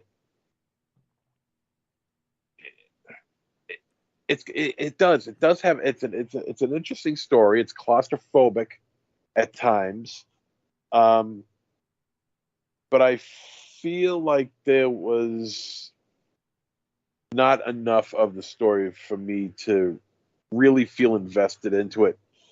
The main character, Willem, is, for all intents and purposes, he's a pretty hideous person. Yeah, he's not you're not rooting for him necessarily. He's not a good dude. Yeah. No, he's not. He's not a good guy at all. And so when you make him, let's say 90% of the picture, and you got nobody else to root for, it kind of makes the film feel rather, it just doesn't feel like a pleasant viewing experience. I mean, I get what you're saying. You have no one to root for, really, and you're just kind of watching it unfold. I mean, yeah, because as the film continues, I mean, there's other people involved in this that you're not exactly 100% certain what their story is. I mean, they talk about this being a government experiment or whatever. I never got that feeling at all. That there's nothing in this that says government at all. Nothing. Well, also keep in mind, maybe it's Australian government, and maybe that's something. I have no idea. Maybe it's different. True. No, you're probably right. We could get Tim Truman. Maybe he could tell it. But maybe that's how law and order is handled down there. I don't know. I also don't think it was a government facility per se. Like, I feel like the government might have been like, right. This person was contracted by the government or something. Right. This could have been the Australian Star Labs or Project Cadmus or some, facility, somewhere in Melbourne. Yeah. So, but that's my takeaway on it right. so far. I mean, yeah, but we'll see. That's fair. We'll jump a little bit deeper. I will say, so I think there's a lot of good in here. There's a lot to like. The way the story unfolds. So I guess I had some. I feel like the acting didn't completely sell me all the way through. Not to say that the acting wasn't bad, but I feel like some of it was a bit of a tough sell. And it could have just been because of this character, Willem, and maybe he just doesn't really have many redeeming qualities. I thought the other actors were played their parts well, like his wife and daughter. But so I think it was more that he just was. I think it's just the way he played it and the way that they're portraying this character as being kind of a scumbag and not really committing to some of the things that he should be committing to in life. And we see him as he does some kind of like shitty shit. He does some shitty shits. Especially as it relates to his daughter and stepdaughter. And there's definitely some questionable stuff with this dude, and he's not really someone you can root for. But I think the thing about now for me, and once again, I'm going to try not to get too deep into spoiler territory, but I feel like for me, it's almost easier to wrap my head around if we take out the government and commuting his sentence. And I feel like he's being forced to face things that he hadn't faced before. For me, that's where I feel like this excels, because he is forced to just be with his thoughts, and he's forced to just watch this thing. He's basically observing. So they're going to commute his sentence, and he just has to sit in this lab and observe something and talk for 10 minutes a day about what he sees or what he feels. And then he has these sort of tests with the doctor that comes in and asks him questions. And if he doesn't answer right away, he gets zapped. So he has to be honest and he has to answer right away. And, so I feel like there's an element of this that's really interesting, because it forces him to kind of check in with himself and his feelings and his truth and all that while he's watching something unfold. And he's also seeing memories. Now, I don't quite know how we're seeing these memories. I don't know what the contraption is. He's watching a TV and he's seeing memories from his life unfold before him. Now, if you want to, I feel like you can sort of like take that as the lab and the TV and everything is in a sense a metaphor for him dealing with these things. And the horror that comes from this, I feel, is him sort of embracing a little bit more of what's going on and understanding who he was, or who he is, or who he was in some of these memories that unfold, because we see him do some deplorable shit. So in a sense, he is, I mean, in a way, and this is not spoiler, but we're seeing some of the things that he's done, and essentially he's kind of the monster, or a monster in this.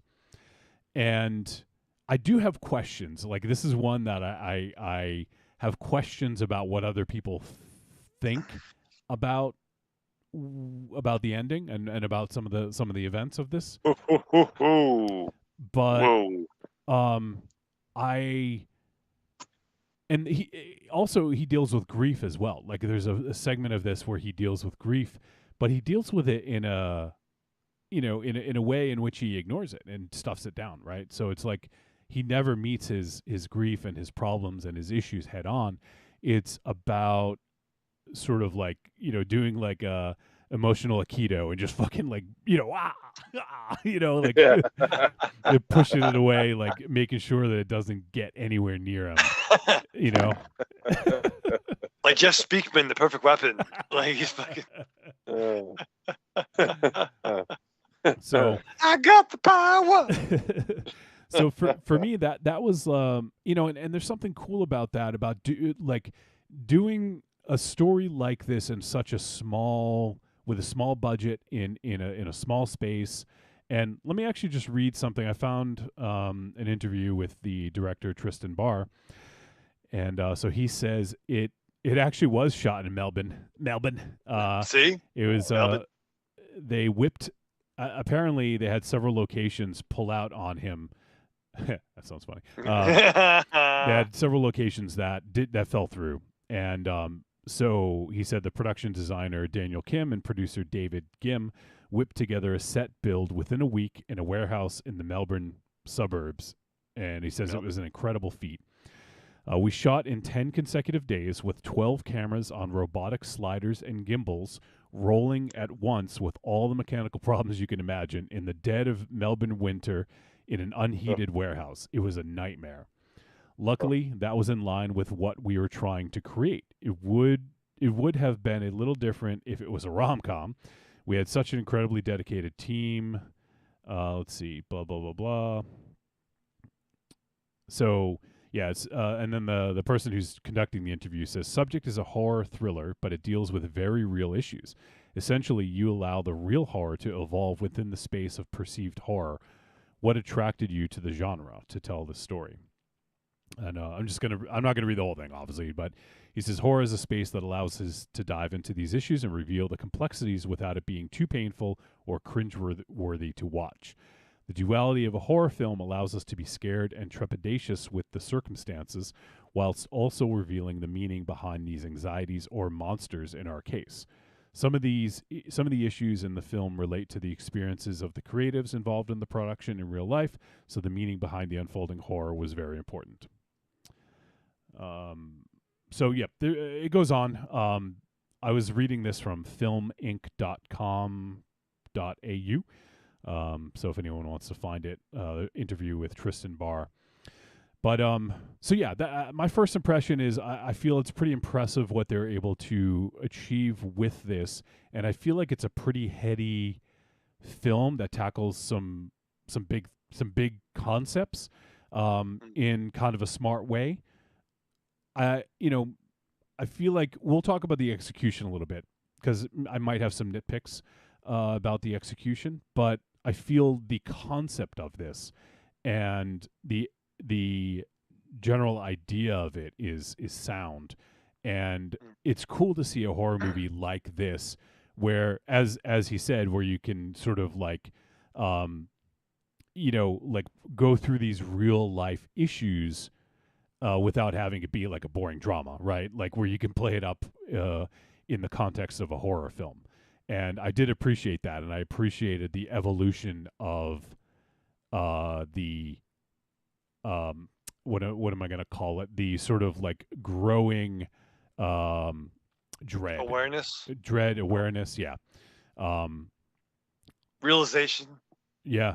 So that's what I got. How about you, Raven Shadow? Anything to add?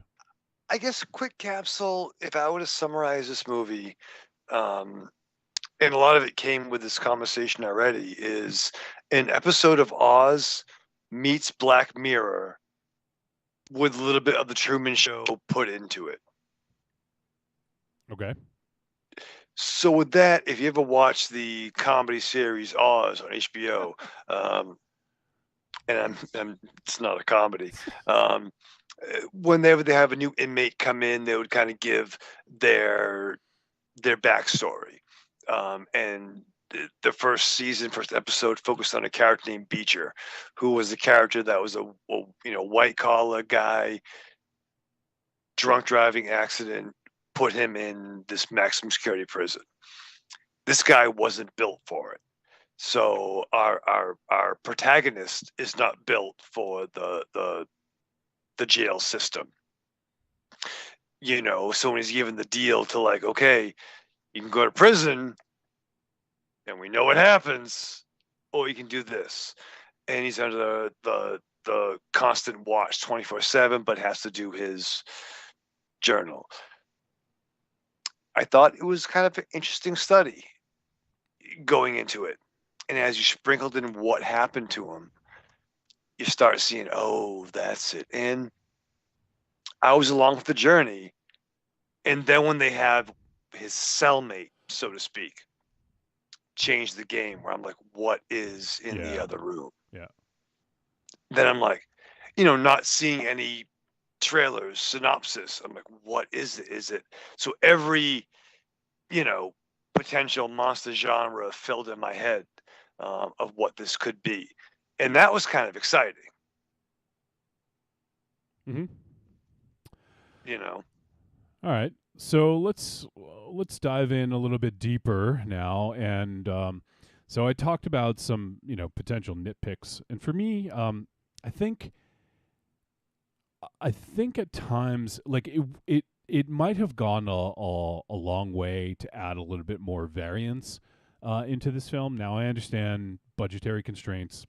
Sure. Set, location, all that stuff.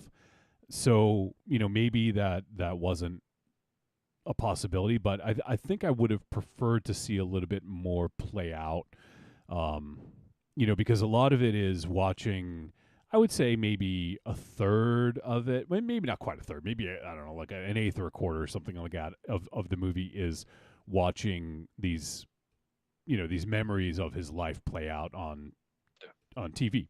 And then, and then he's going through the process of talking to the doctor or whatever he is. And, and we get these moments of observing what he's supposed to observe.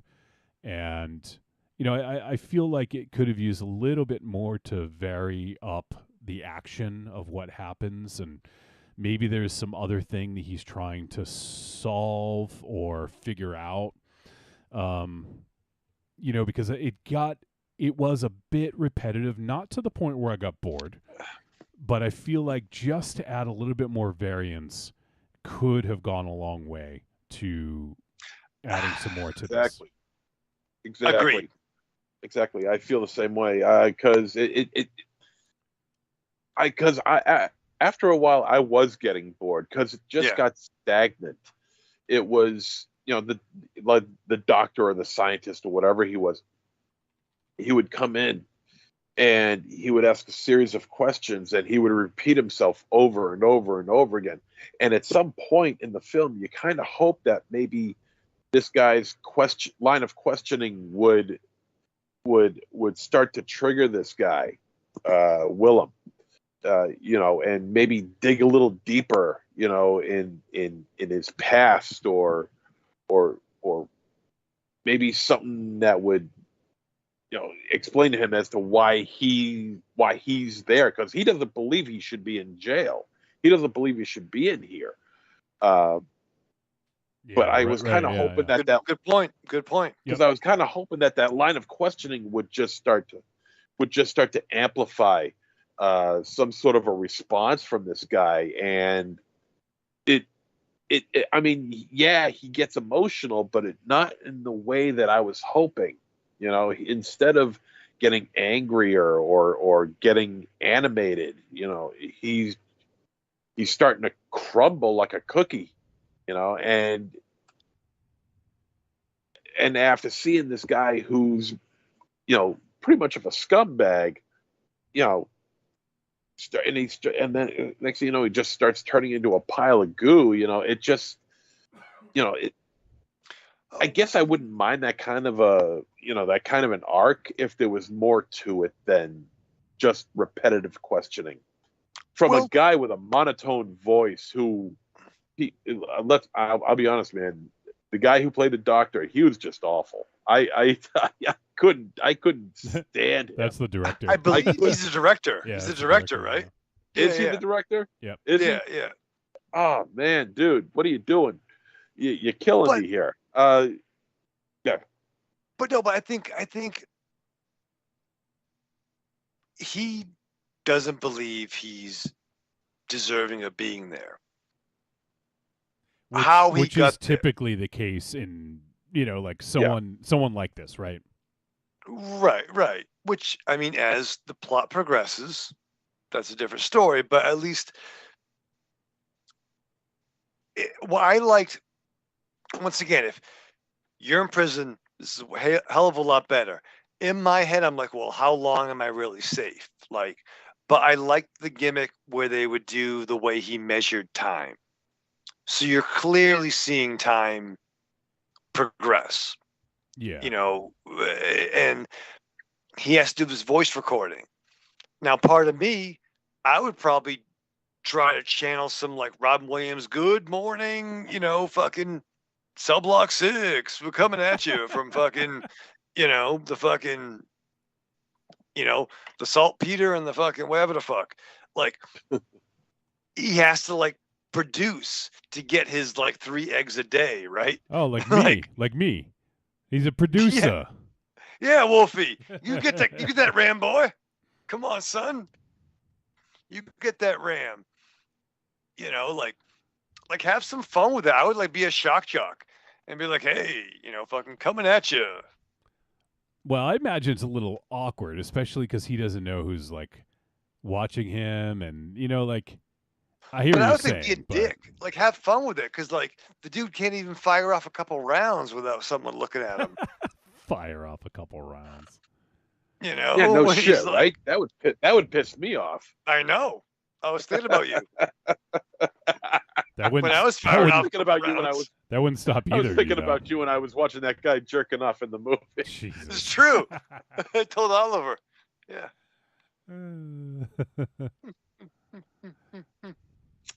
Yeah, I don't know how they access his memories either. There's no electrodes to his head or anything like that.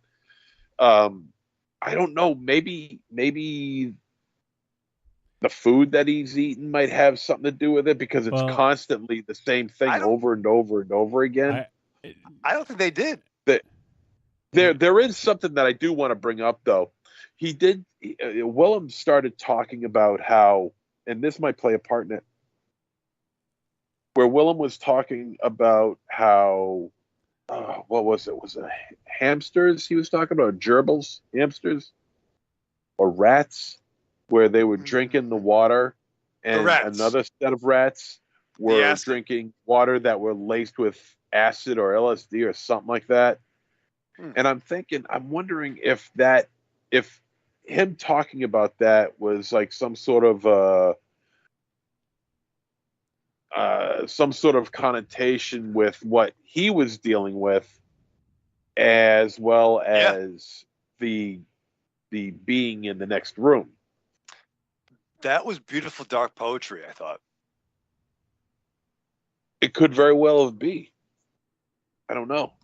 Because it was the if you're alone, the rats who were alone went for the is it a spoiler? I'm sorry. Well, I don't know what you're gonna say, so I can't tell you.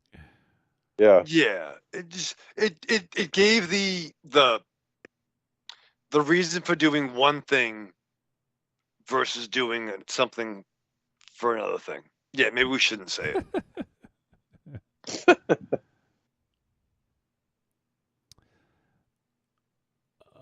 I don't know. I just feel that there's some sort of. I just felt that there was some sort of connection, because it was just too close to what his situation was, and this was before he found out that he had a quote unquote roommate. That he would bring this story up, so it kind of like fell into place where the story that he was telling is kind of being like foreshadowing of what happens later in the film.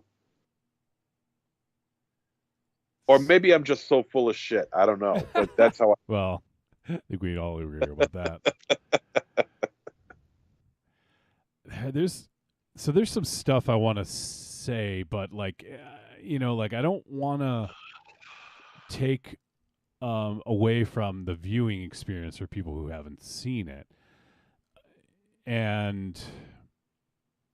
But one thing I'll say is I think there's an element of this of like the shadow self, this sort of like, once again, we talked about this emotional aikido. This dude is just fucking like avoiding all these emotional issues. And I mean, they got to go somewhere, right? So they go inside, they get buried deep. And the idea is that this shadow self, this is a very Jungian thing. I don't know if this is actually what the director or writer had in mind, but sort of dealing with your bullshit, or if you will, or your baggage, and all the decisions and bad decisions that you've made, and kind of reckoning with the person that you've become, but you've tried to not let it affect you, and you've buried it inside you, right?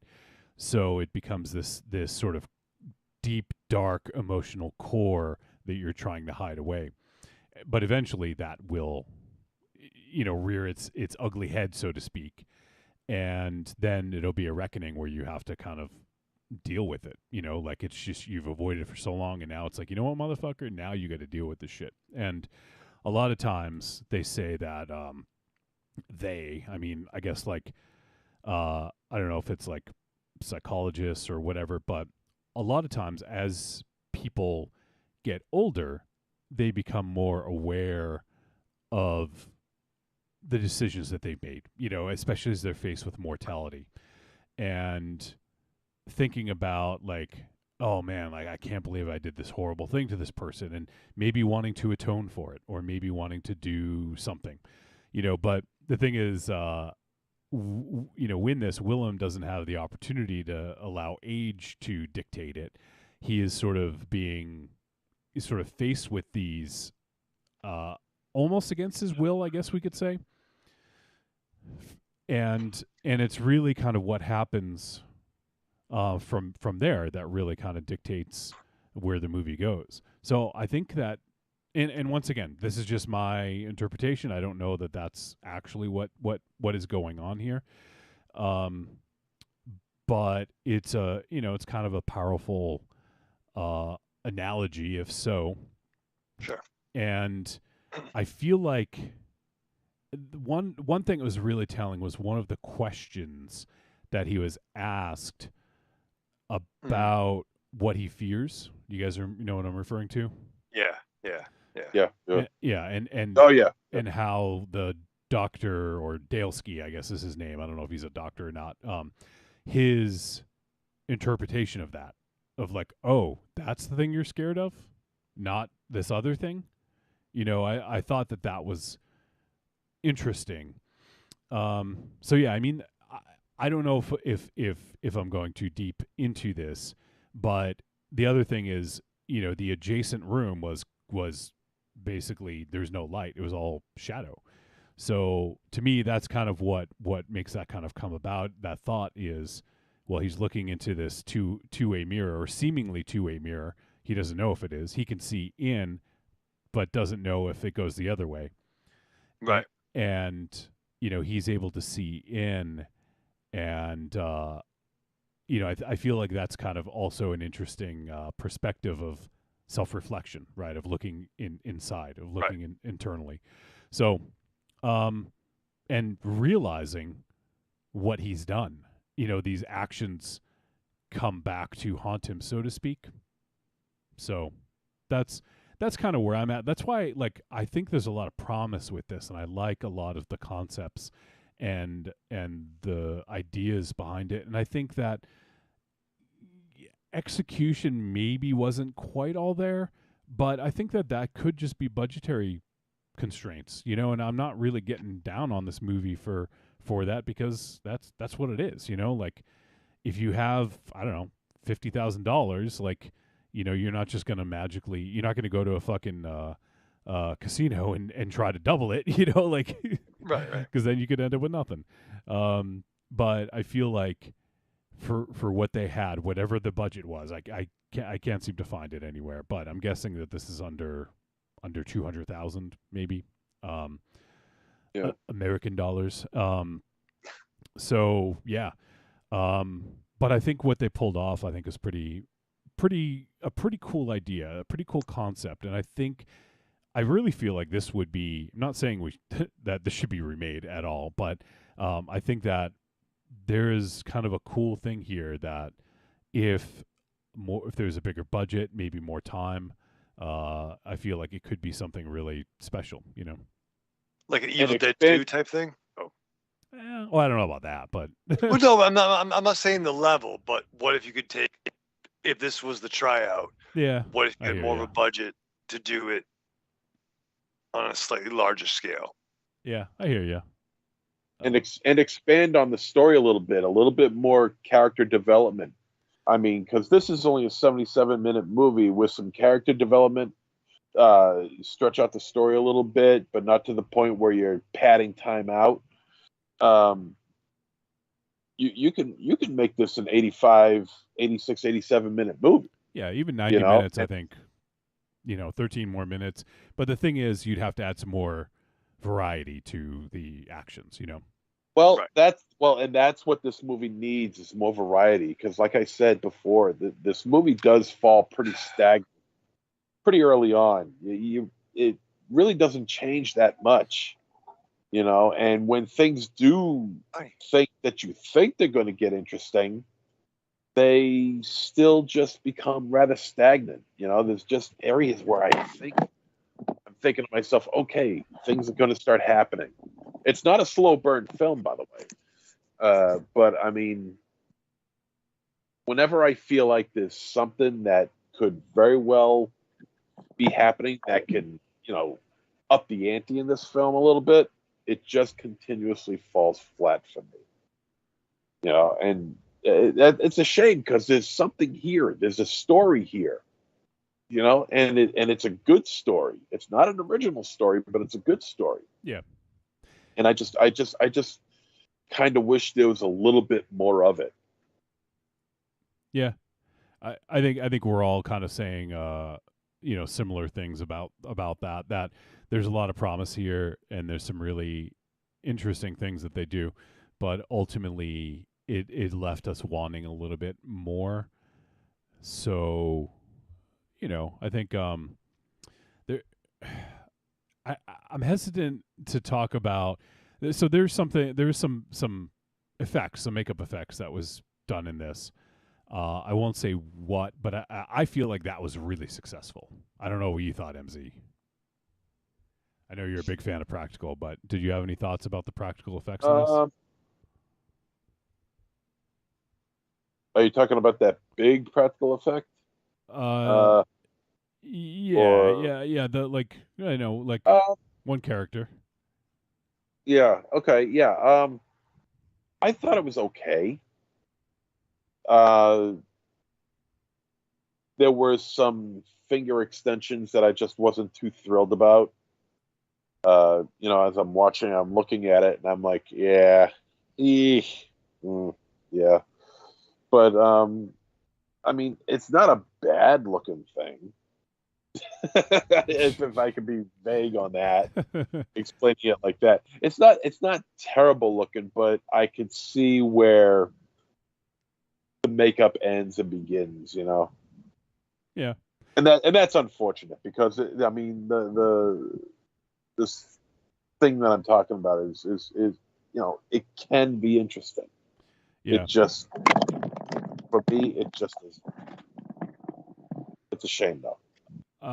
Raven Chow, how about you? What did we were just talking about the practical effects. We didn't mention what it was, but okay, yeah, go ahead. I really enjoyed it. Yeah, me too. MZ was a little lukewarm, but I liked it. Really, like I really liked it. I embraced the practical effects. I felt creeped out.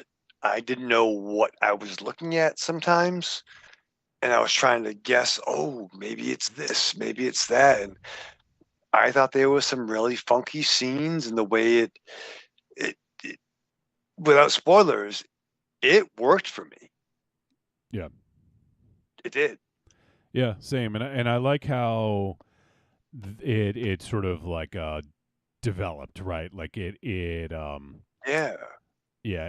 sort of we got to see a little bit more, but yeah, I agree that I think that ended up being really successful for me.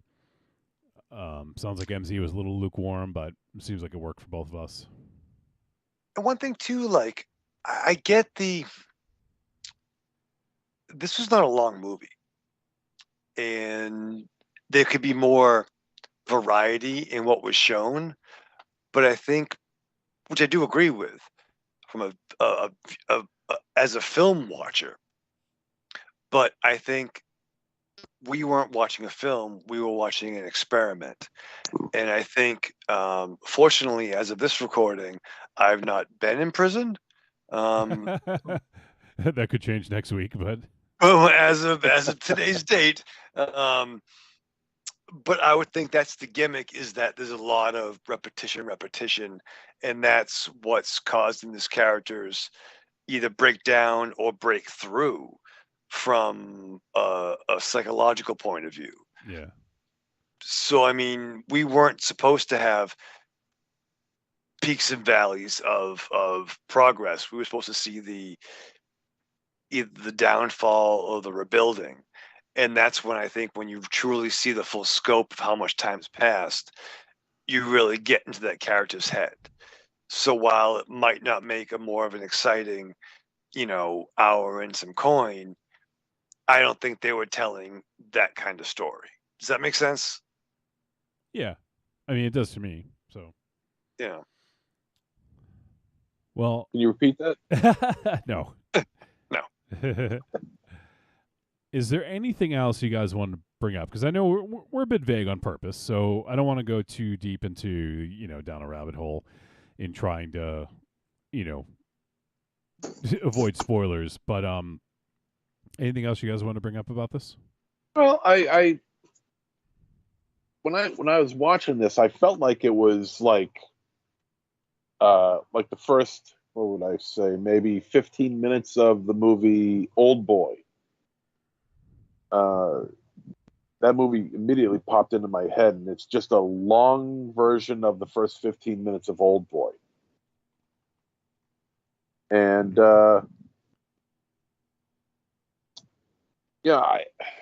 man, because they fuck with you. They fuck with you as far as the length of time that passes by. Because honestly, you really don't know how much time has passed. The guy's got a working alarm clock, but there are moments in the film in which either he, who is totally unbeknownst to what he's doing, or someone else is messing with him. And, at first I thought, okay, this could be interesting, but once again, it just doesn't, I feel like it just doesn't go anywhere. It's a real shame too, because there's, like I said, there's something here, but I don't know. Let me see damn it, man, I don't know what else there is. I feel like, what's his name? Tristan Barr. I feel like he hams it up a little bit. too much. As Dalesky. Oh, it's the guy who plays Willem. Isn't that Tristan Barr? No. Tristan Barr played Dalesky, the doctor. The guy doctor who kept asking questions or Right. whatever. Yeah. All right. Well, I'm talking about the guy who played Willem. I feel like he hammed it up a little bit, maybe a little bit too much at times. You know, I mean, seclusion can get to you after a while, I'm sure.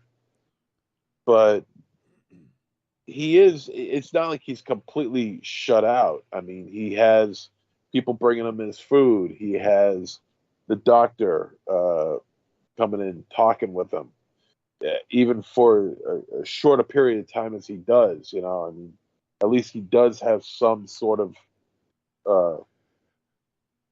contact with another human being.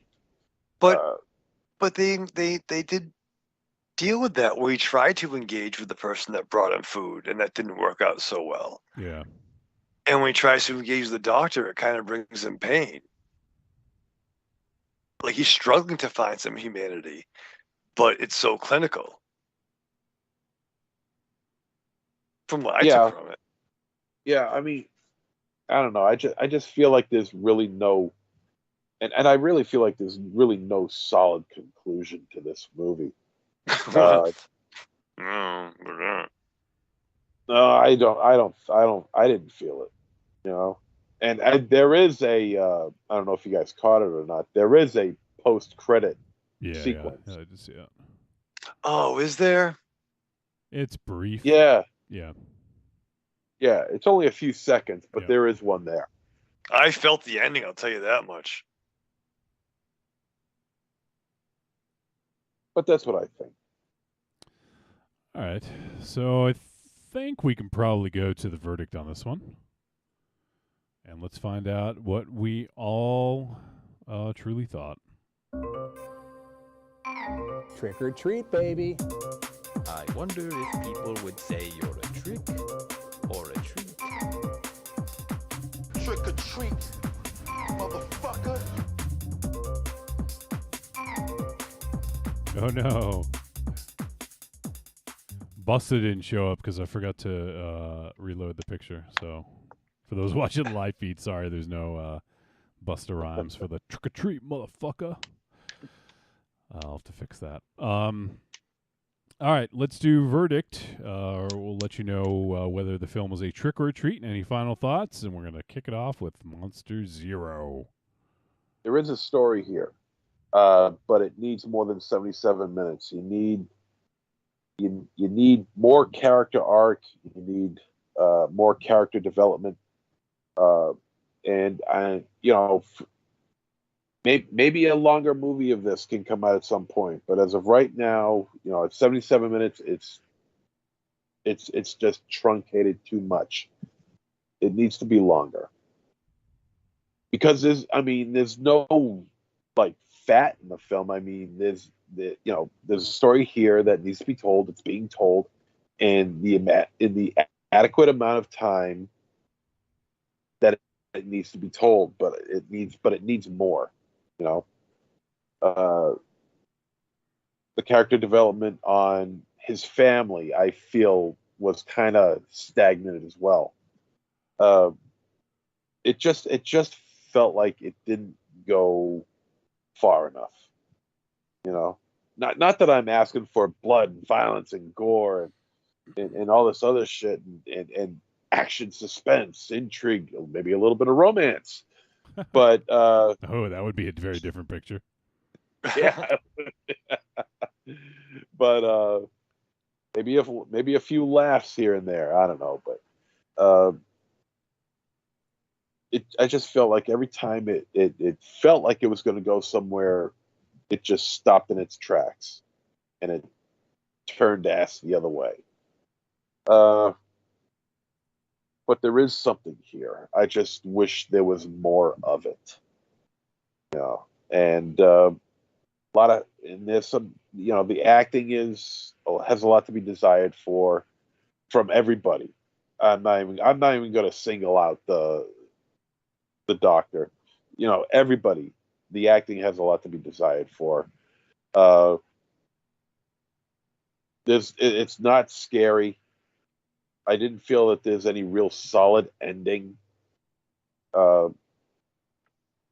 It's claustrophobic, it's got a claustrophobic feel, and the fact that the film is dimly lit kind of adds to that suspense a little bit, because you never know what's lurking in the shadows. But ultimately, it did nothing for me. This is a trick. All right. Raven Shadow, what do you say? Yeah, man. I mean, I'm not going to fault your thoughts on this, MZ. I mean, I am sure. No, for real, I'm not. But like, I'm sure the director would wanted more money, and the creative team would have wanted, 15, 20 more minutes to stuff. Right, wrong, or indifferent didn't happen. I think this movie showed promise, and forgive me if I'm not sure where this lies in the director's, credits, but I'm totally down with what they do next. And I liked a lot what they did. I was surprised. I really liked the stuff with the first daughter. I thought she was a badass. In some of that stuff. The stepdaughter? The stepdaughter. And she's probably the best person in this movie. But we were seeing an experiment. This was a long, short movie. They crammed a lot in. And we're holding back. But I would say it's a tepid treat. There's something there, but it's worth checking out just to see what they do. And I was surprised.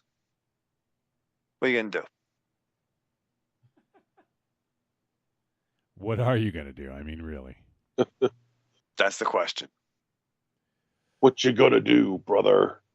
Tepid treat.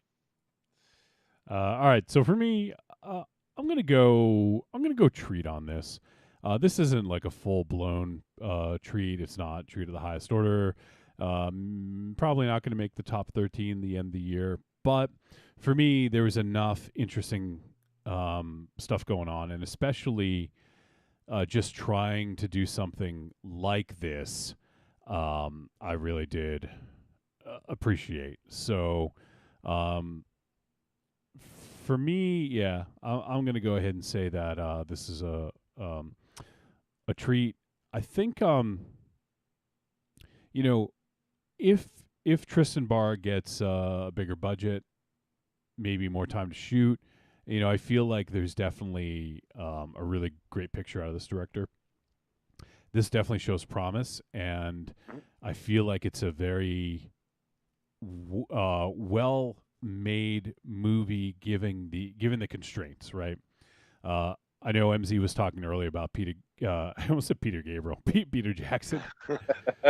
Chris. Chris. Oh yeah. And clearly it's not Peter Jackson levels of ingenuity, but then again, I mean, well, I don't know if there's anyone that that can hit that standard for his early work. So yeah, but for me, yeah, I think this is enjoyable. I think it's a fun watch, and I've actually really dug a lot of the stuff that we've done from Screenbox. I feel like not that they have like a niche, but I feel like there's a really, at least the movies that we've seen have been very claustrophobic. There's Holy Shit. Yeah. This, and I'm sure there's been some others. Oh yeah. Oh yeah. But I feel like that Screenbox has been doing some pretty good stuff, putting some pretty good stuff out there, and some different stuff, and they're not afraid to take risks on projects like this or some of the others. So yeah, I mean, I hope they keep it up, and I've been really digging the output, and I like seeing movies like this. Like, it's funny. Gonna bury the lead a little bit, blow my load a little bit here, but I watched one of the movies for the Patreon takeover already. I won't say which one, but before we had transitioned to to doing an Audible, I'd already watched one of the movies, and I will say that one of the movies I feel like didn't take enough risks, and it just played it too safe. And I feel like this was, and for me, that's almost a bigger sin. If you just kind of just play it safe and just be like, oh, you know what, let's just go this way. Let's hold let's hold the viewer's hand, and we'll just do this, and it'll be fine. Whereas with this, I feel like there were some bold steps taken, and as you can see, based on our thoughts, maybe they worked, maybe they didn't. But the fact that they were taken and a chance was taken, I think really for me is a big deal, and that shows, like chutzpah, if you will, and it shows, right. like you're not afraid to try to do something outside your budgetary means or something like that, you know. And I feel like this feels like a bigger film, and with a couple $100,000 more, might have really looked it, because a lot of the rooms, a lot of the rooms in this just felt like a warehouse, and that's what it is. So, I know they say government, but if they'd given it a little bit more context, oh, well, this person is doing this sort of like, back alley operation that they're keeping hidden, but it's being funded by the government. That to me would have made a little bit more sense maybe. But I feel like there are some opportunities to maybe add some additional exposition about that or in regard to that without breaking the bank or without rewriting the script or whatever. Like I just feel there's some opportunities there to kind of embrace the constraints that they had, And sure, and I think they showed all the important stuff. You could have had guards, you could have had exterior shot, but yeah, I hear what you're saying, Wolfie. Yeah, for sure. Yeah. So for me though, it ends up being a treat because, like I said, like I appreciate the fact that they took a chance and they tried these things, even though maybe they didn't pull them off completely. For me, like I don't know, like go bold or go home. Just fucking try it. Yeah. If it doesn't work, it doesn't work. But you know what? You're gonna learn something from that, and you're gonna next time you do it, you're gonna do it better. And if you play it too safe, you're not going to learn anything. So for me, I am appreciative of the effort and the the attempt at doing something different and making it feel unique. And it was almost there. But there's a lot of good in this too. So for me, treat. I think people will dig this. Some people are going to think it's too slow and too repetitious. But, I think that there's definitely going to be an audience and that people will really dig this. So, all right. First time Mike popped in chat. He says, evening, family. Hope all is well with y'all. Rest in peace, Bray Wyatt and the mighty Terry Funk. Yes, rest in peace. And he said, thank you, Raven Shadow, for checking and seeing how I was doing, too. Whoa, you messaged someone, Raven Shadow? I outreached. You didn't tell him to message me and tell you how you're doing. I'm proud of you, Raven Shadow. This is a step. See? This is a step. Yeah, look at you. See, I'm trying. MZ's eating healthier and losing weight. You're reaching out to people. Like, what the fuck is going on? Are you guys being faced with your? Are you guys being faced with your mortality? Yeah. like fucking Willem in this? Yeah. I had a physical recently. Hey, you had a physical. I had surgery. Yeah, well, you didn't. I kind of was asking around, but you didn't offer any information, so I'm not going to be like, "What the fuck happened, dude?" At least not in the chat. Is it something? Did you finally get that elephantitis taken care of, or what?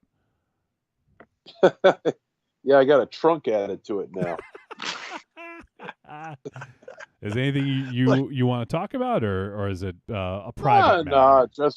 No, it's just that I went under the knife.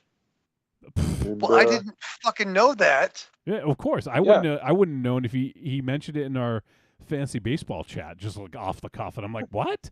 I podcast with you every week, and you haven't fucking said anything about it. Yeah, I'm putting in Mark Bellhorn. By the way, I'm getting fucking sliced on Sunday. Mark Bellhorn, will you get out of the 2000s for Christ's sake? I went in for surgery last Friday. Well, you're a selfish motherfucker. Well, maybe I am, but why? You're all right? All right. Well, all right. You okay? Yeah, I'm healing. I'm healing. All right. All right. Well, all right. He finally got that circumcision, so good. Thank you, Jesus Christ. Or he got those fucking huge ass balls taken care of. Who knows? Yeah. Some ballplasty. Ballplasty. All right. Well, hey, maybe right. if listeners out there, maybe if you message MZ, maybe he'll tell you. He ain't telling us though. So. Yeah, he needed the fucking under the knife. Under the knife. Under the knife. I was awake for the whole thing. I'd really rather not have been. I really did you get snipped? No. Oh, okay. Because you could do that not under the knife. Okay.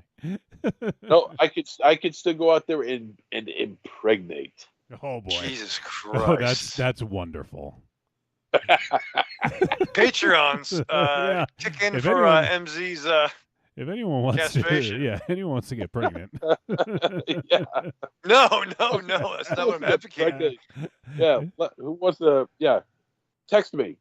Text me. Or email us at trickortreatradio.com/podcast. Rufus Ronaldo at bigballs.com. Shit. But I'm healing up okay. It hurts still every now and again, but I'm okay. Tell us where it hurts. Show us on the doll. Show us on the show us on the Optimus Prime. Show us on the Freddy doll. That's so weird. Where does it hurt on the Freddy doll? Oh, and he has the underpants, doesn't he? He has the white underpants, right? He's got a white undershirt.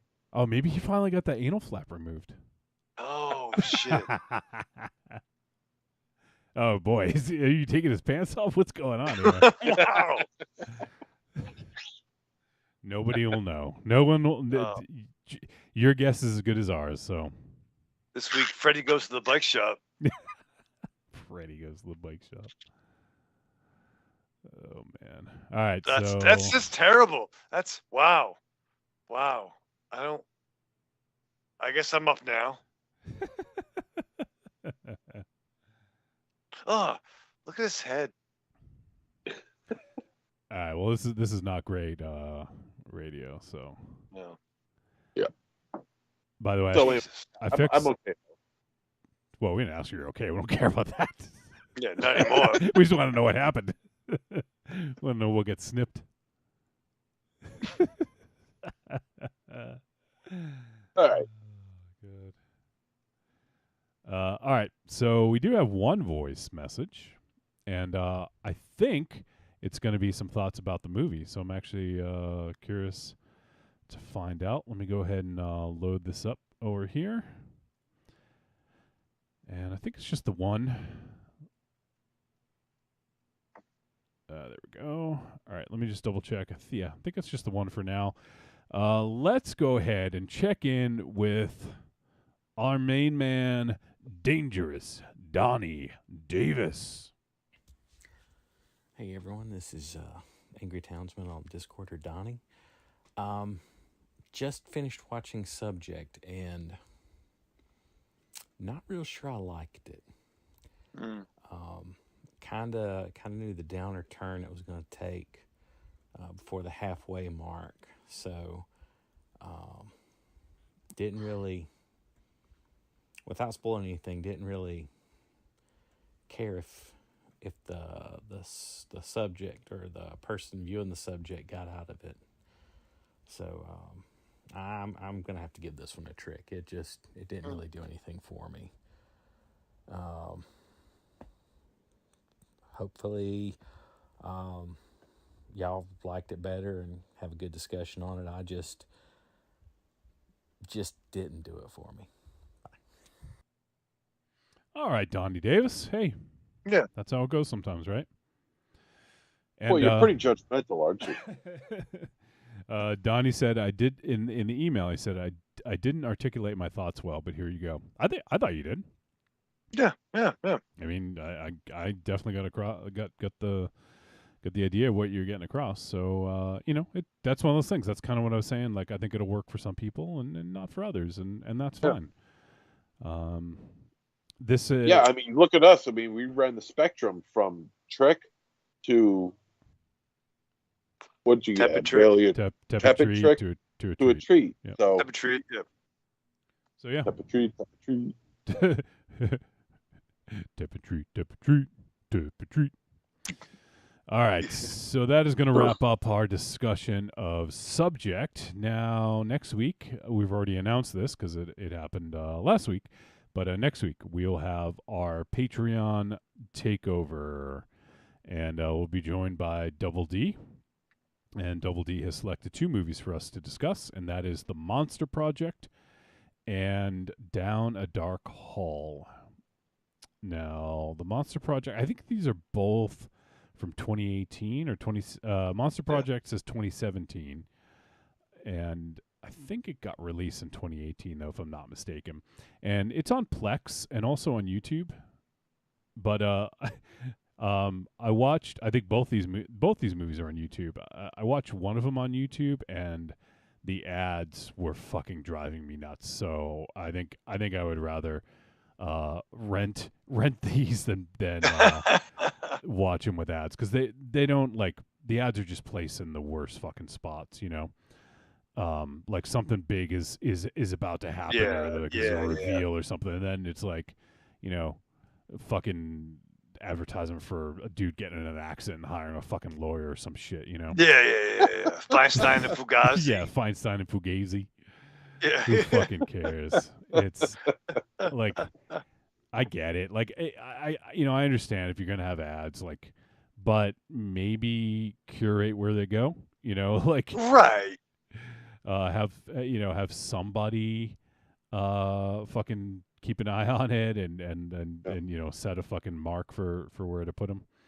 But anyways, yeah, I think they're both available on YouTube, and the other one is Down a Dark Hall, and Down a Dark Hall is also on YouTube, but you can also watch it on the Roku channel if you have the subscription to that, it looks like. So yep. I'm guessing if it's a subscription that no ads. It's free. I would hope. It's free. Oh, it's free? No, there's ads. Yeah. There's ads. All right. No. There's 2 things in the Roku app. They both are ad supported. Well, fuck. But according to El Goro, depending how you watch, if you have an ad blocker, you may be able to avoid that. Oh, look at that. So if you're watching on like a browser and you have an ad blocker, yeah, you could do that. Yeah. Yowza. Yeah, it was browser. Browser. Block the browser. Block the browser. Oh yeah, boy. Mouser. Yowza. Block the browser. What am I do about this? What do you know about this? It gets NZ every fucking time. It's hilarious. I love when he pops. Oh man! Oh, I missed. Creepy Girl posted in YouTube, and she says, "I know, I'll never tell," but I don't know what that was in reference to because it doesn't give me a timestamp. Good answer, Creepy Girl. Whatever it is. Good answer. Oh, it's his surgery. Oh, that's Snoop. what it's got to be. She knows, and we don't. That's fucked up. I'm messaging Creepy Girl You right now. son of a bitch. You wow. dirty motherfucker. How long have I known you? 1990? We've known each other for what, about 30 years, to be perfectly honest with you. I don't quite trust you yet. 33 years I've known this fuck. Yeah. And he's like, quite honestly, I just went under the knife. It's cool, dude. 33 years, yeah. perfectly honest with you, I don't quite trust you just yet. Yeah, just a couple of slices. Jesus Christ. Couple of Now, Percocets. you know what? Now I don't want to fucking know. I don't want to know. Yeah, fuck you. Go fuck I yourself. hope you're on crutches. Yeah. I hope he gets infected. Hope you get. Go with some chicken and peanut butter. Go fuck yourself. Yeah. I hope the doctor put some fucking chicken in that wound before he sewed it up. Yeah.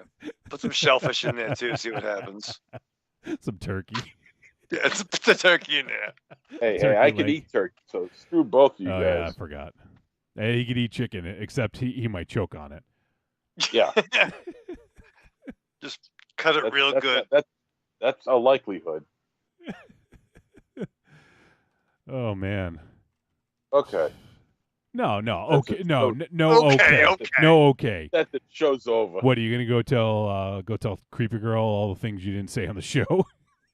Yeah. That's exactly what I'm going to do. What's going on over there, huh? And she says, "I'll never tell Raven Shadow," so you won't. Get anything. Wow. I appreciate that. Did you? He got breast reduction. I knew it. How you like them apples? I had a triple bypass. Okay. Triple ball pass. Triple ball pass. I had the surgery on Friday, and I went back to work Wednesday. All right. So nothing major. You got something cut off or lanced off or Little off the hippity hop. Triple bypass. I told you. A little lop off the top. Yeah. All right. Fucking. We could keep going with this. Let's try to guess. I'm fucking fascinated. What do you think it is, Raven Shadow? I don't know. Maybe a fin. A fin. Need a fin removed. A hoof. Maybe I had a tail removed. Yeah. One of your cloven hooves. I don't know. I'm still maybe. I think anal flap. I think the anal flap finally got removed. Yeah. Well, the balls merged. They merged the balls. He got a perineum extension. Yeah. I had a slight ball merger. One ball through them all. Yeah, exactly. He merged them. Merge. First degree merger on my balls. They clashed like the station monsters in Bill and Ted's Bogus Journey. Fucking clash of the fucking testicles. Yeah, and they became one giant station. You know. Station. I gotta tell you guys, my computer just like froze for a 2nd, and I was like, "No fucking way!" I was like, "You can see me on air." I was like, like my mouth was agape, but I was like, "No fucking way!" But it just like was it just like froze up for like a couple seconds. Yeah. But now it's running slow. I don't know, something's going on here. We better cut the show down now, then otherwise it'll screw everything up. Let's see. Yeah, I got to get this memory thing fixed because if I could double my RAM, I'd be in much better shape. But yeah, it was just some weird thing. Okay. Anyways, yeah, let's fucking wrap it up because MZ's not going to tell us which where he had flesh fucking cut off one body part and added to another. And because I was a good boy, I got myself this. Oh my god. Oh, because that's I why. was a good boy. Yep, I was. See, watch this. Who? That's pretty awesome, actually. Who said you were a good boy? I did. Blanca. All right. Well, let's. Arrivederci, douchebags. There you go. Wrap it up, Raven Shadow. Wrap it up twice. Fuck safe and sane. Be dumb and dangerous. We'll see you next week. That's a new thing. Yeah. All right. Well, so that's going to do it. We appreciate you guys tuning in. to episode 578 Trick or Treat Radio, and appreciate Dangerous Donnie Davis giving the call in. And if you guys want to send in a voice message for next week or any other show for that matter, podcast at trickortreatradio.com. And let's see. So next week we're doing a Patreon takeover with Double D is going to be joining us, and we're talking about the two films, Down a Dark Hall and The Monster Project. Both apparently are on YouTube, so give that a look. And that's it. That's all. Come back, join us next week. We're live every Thursday night. It'd be awesome if you joined us live. Come check that out. And until then, we'll see you guys next week.